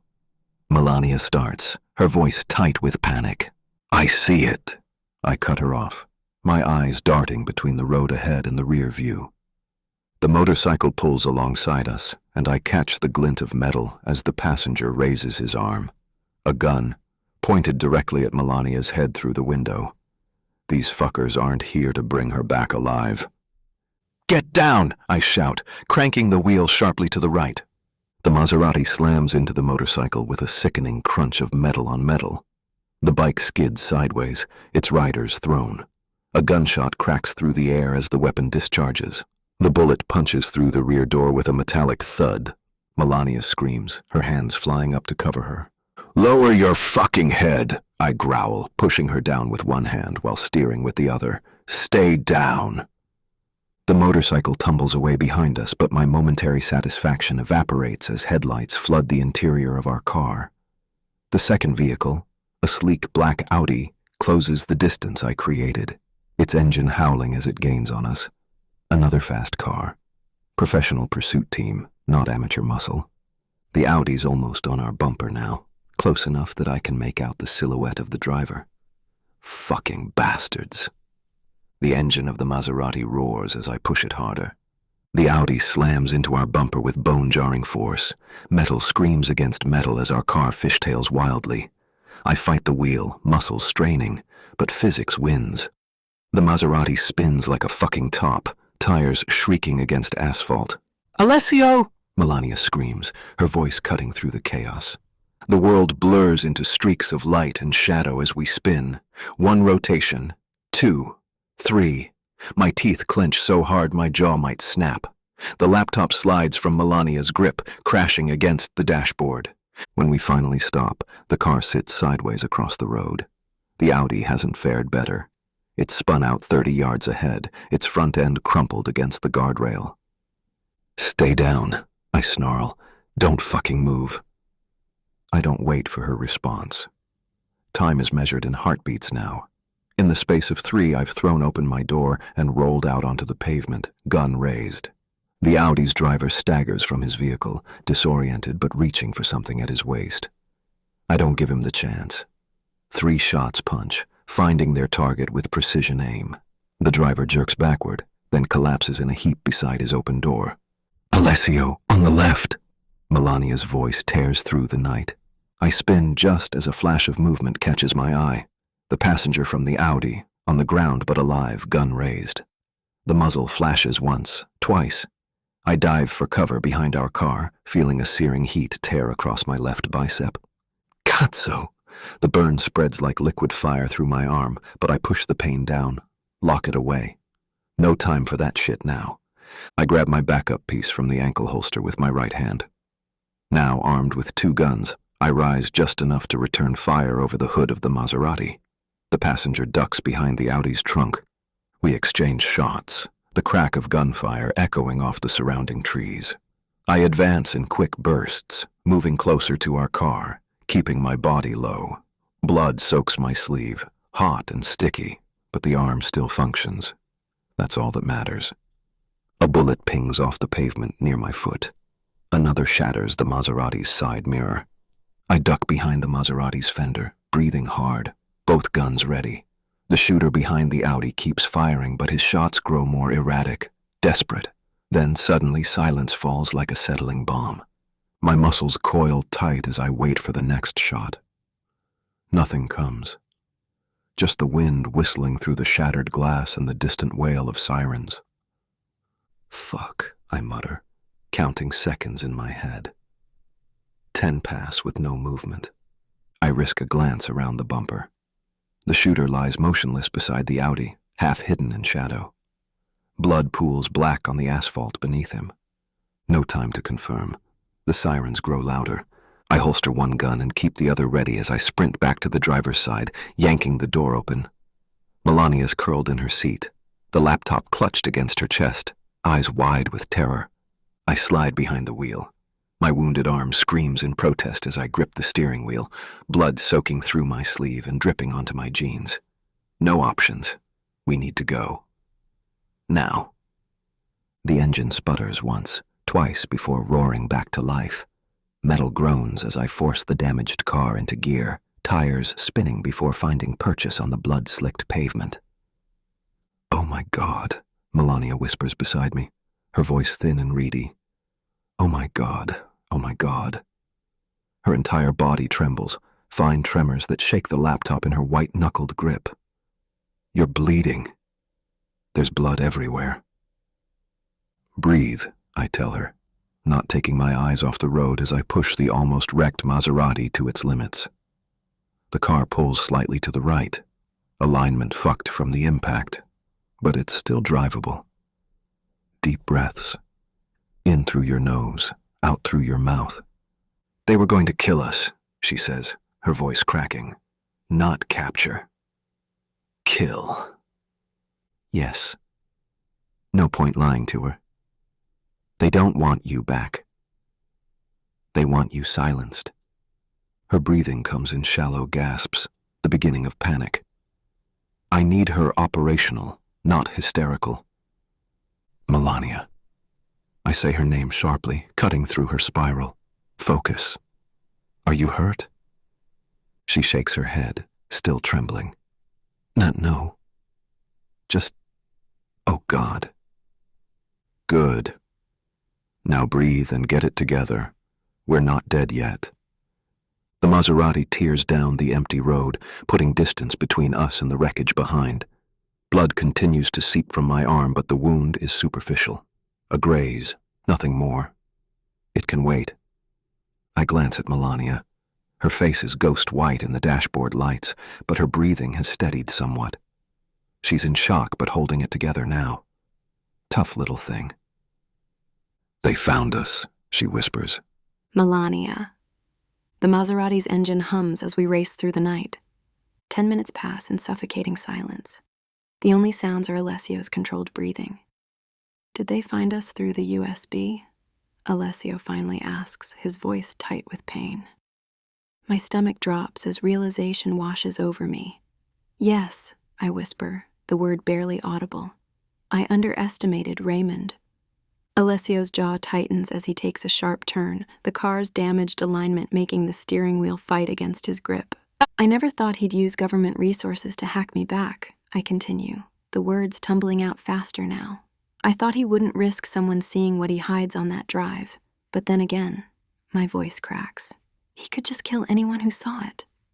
I twist my mother's ring frantically, spinning it around my finger until the skin underneath turns raw. "I was stupid," I say, self-loathing burning in my chest. So fucking stupid. I should have been more careful. I should have known he'd have backdoor access. I should have. "Blaming someone now won't help," Alessio cuts me off, his voice firm but not unkind. "Not you, not me, not even that bastard Raymond." He glances at me, dark eyes flashing in the dashboard lights. "What we need to focus on is what we're going to do from now on." I take a deep breath, forcing my brain to shift from panic to planning. He's right. Self-recrimination won't save us from the next attack. "I need to rebuild our digital security from scratch," I say, my mind already scrambling through encryption protocols. Different hardware, different approach. Alessio nods, wincing slightly as he adjusts his grip on the wheel. "And the USB? I'll need to create an air-gapped system. Completely isolated. I clutch the laptop tighter. And we need to hide again. Already on it, Alessio says, checking the rearview mirror for the 100th time. But first we need to ditch this car. Alessio reaches into his pocket and pulls out a phone. With one hand still on the wheel, he punches in a number, then puts it on speaker. Damiano, he says the moment the call connects. We've been compromised. Had to take out 4 men. Location? Damiano's voice fills the car, deep and commanding. Moving south on Interstate 95, we need a replacement vehicle. I watch Alessio's face, the way his eyes constantly scan the road ahead and behind us, never stopping. Blood has soaked through his sleeve where the bullet grazed him, a dark stain spreading across the fabric. There's a motel off exit 14, Damiano says. The Blue Pine. I'm sending Matteo to meet you there. Leave the car behind the building and stay hidden until he arrives. Understood, Alessio says. We need laptops, I interject suddenly, leaning toward the phone. At least 3 of them, different makes, nothing traceable. There's a pause on the line. Hello, Melania. Damiano's voice drops an octave, dangerous and smooth. A chill runs down my spine at his tone. You'll have what you requested, he continues. Matteo will take the Maserati. You'll take his car to the secondary location. The warehouse? Alessio asks. Yes, call when you're secure. The line goes dead. Alessio pockets the phone and takes the next exit, following signs for the Blue Pine Motel.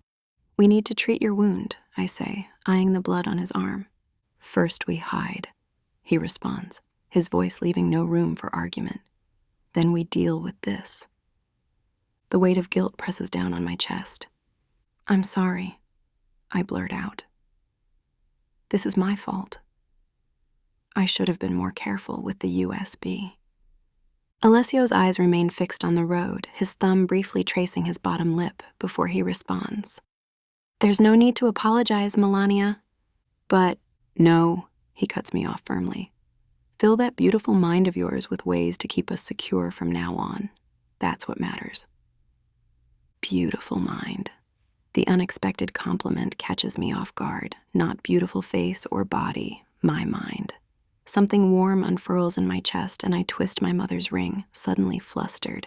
I turn to study his profile in the dim light from the dashboard. The strong line of his jaw, the intensity in his eyes as he scans the road, the way his hands grip the wheel with controlled power. Something about him pulls at me. A magnetic force I can't explain and don't want to acknowledge.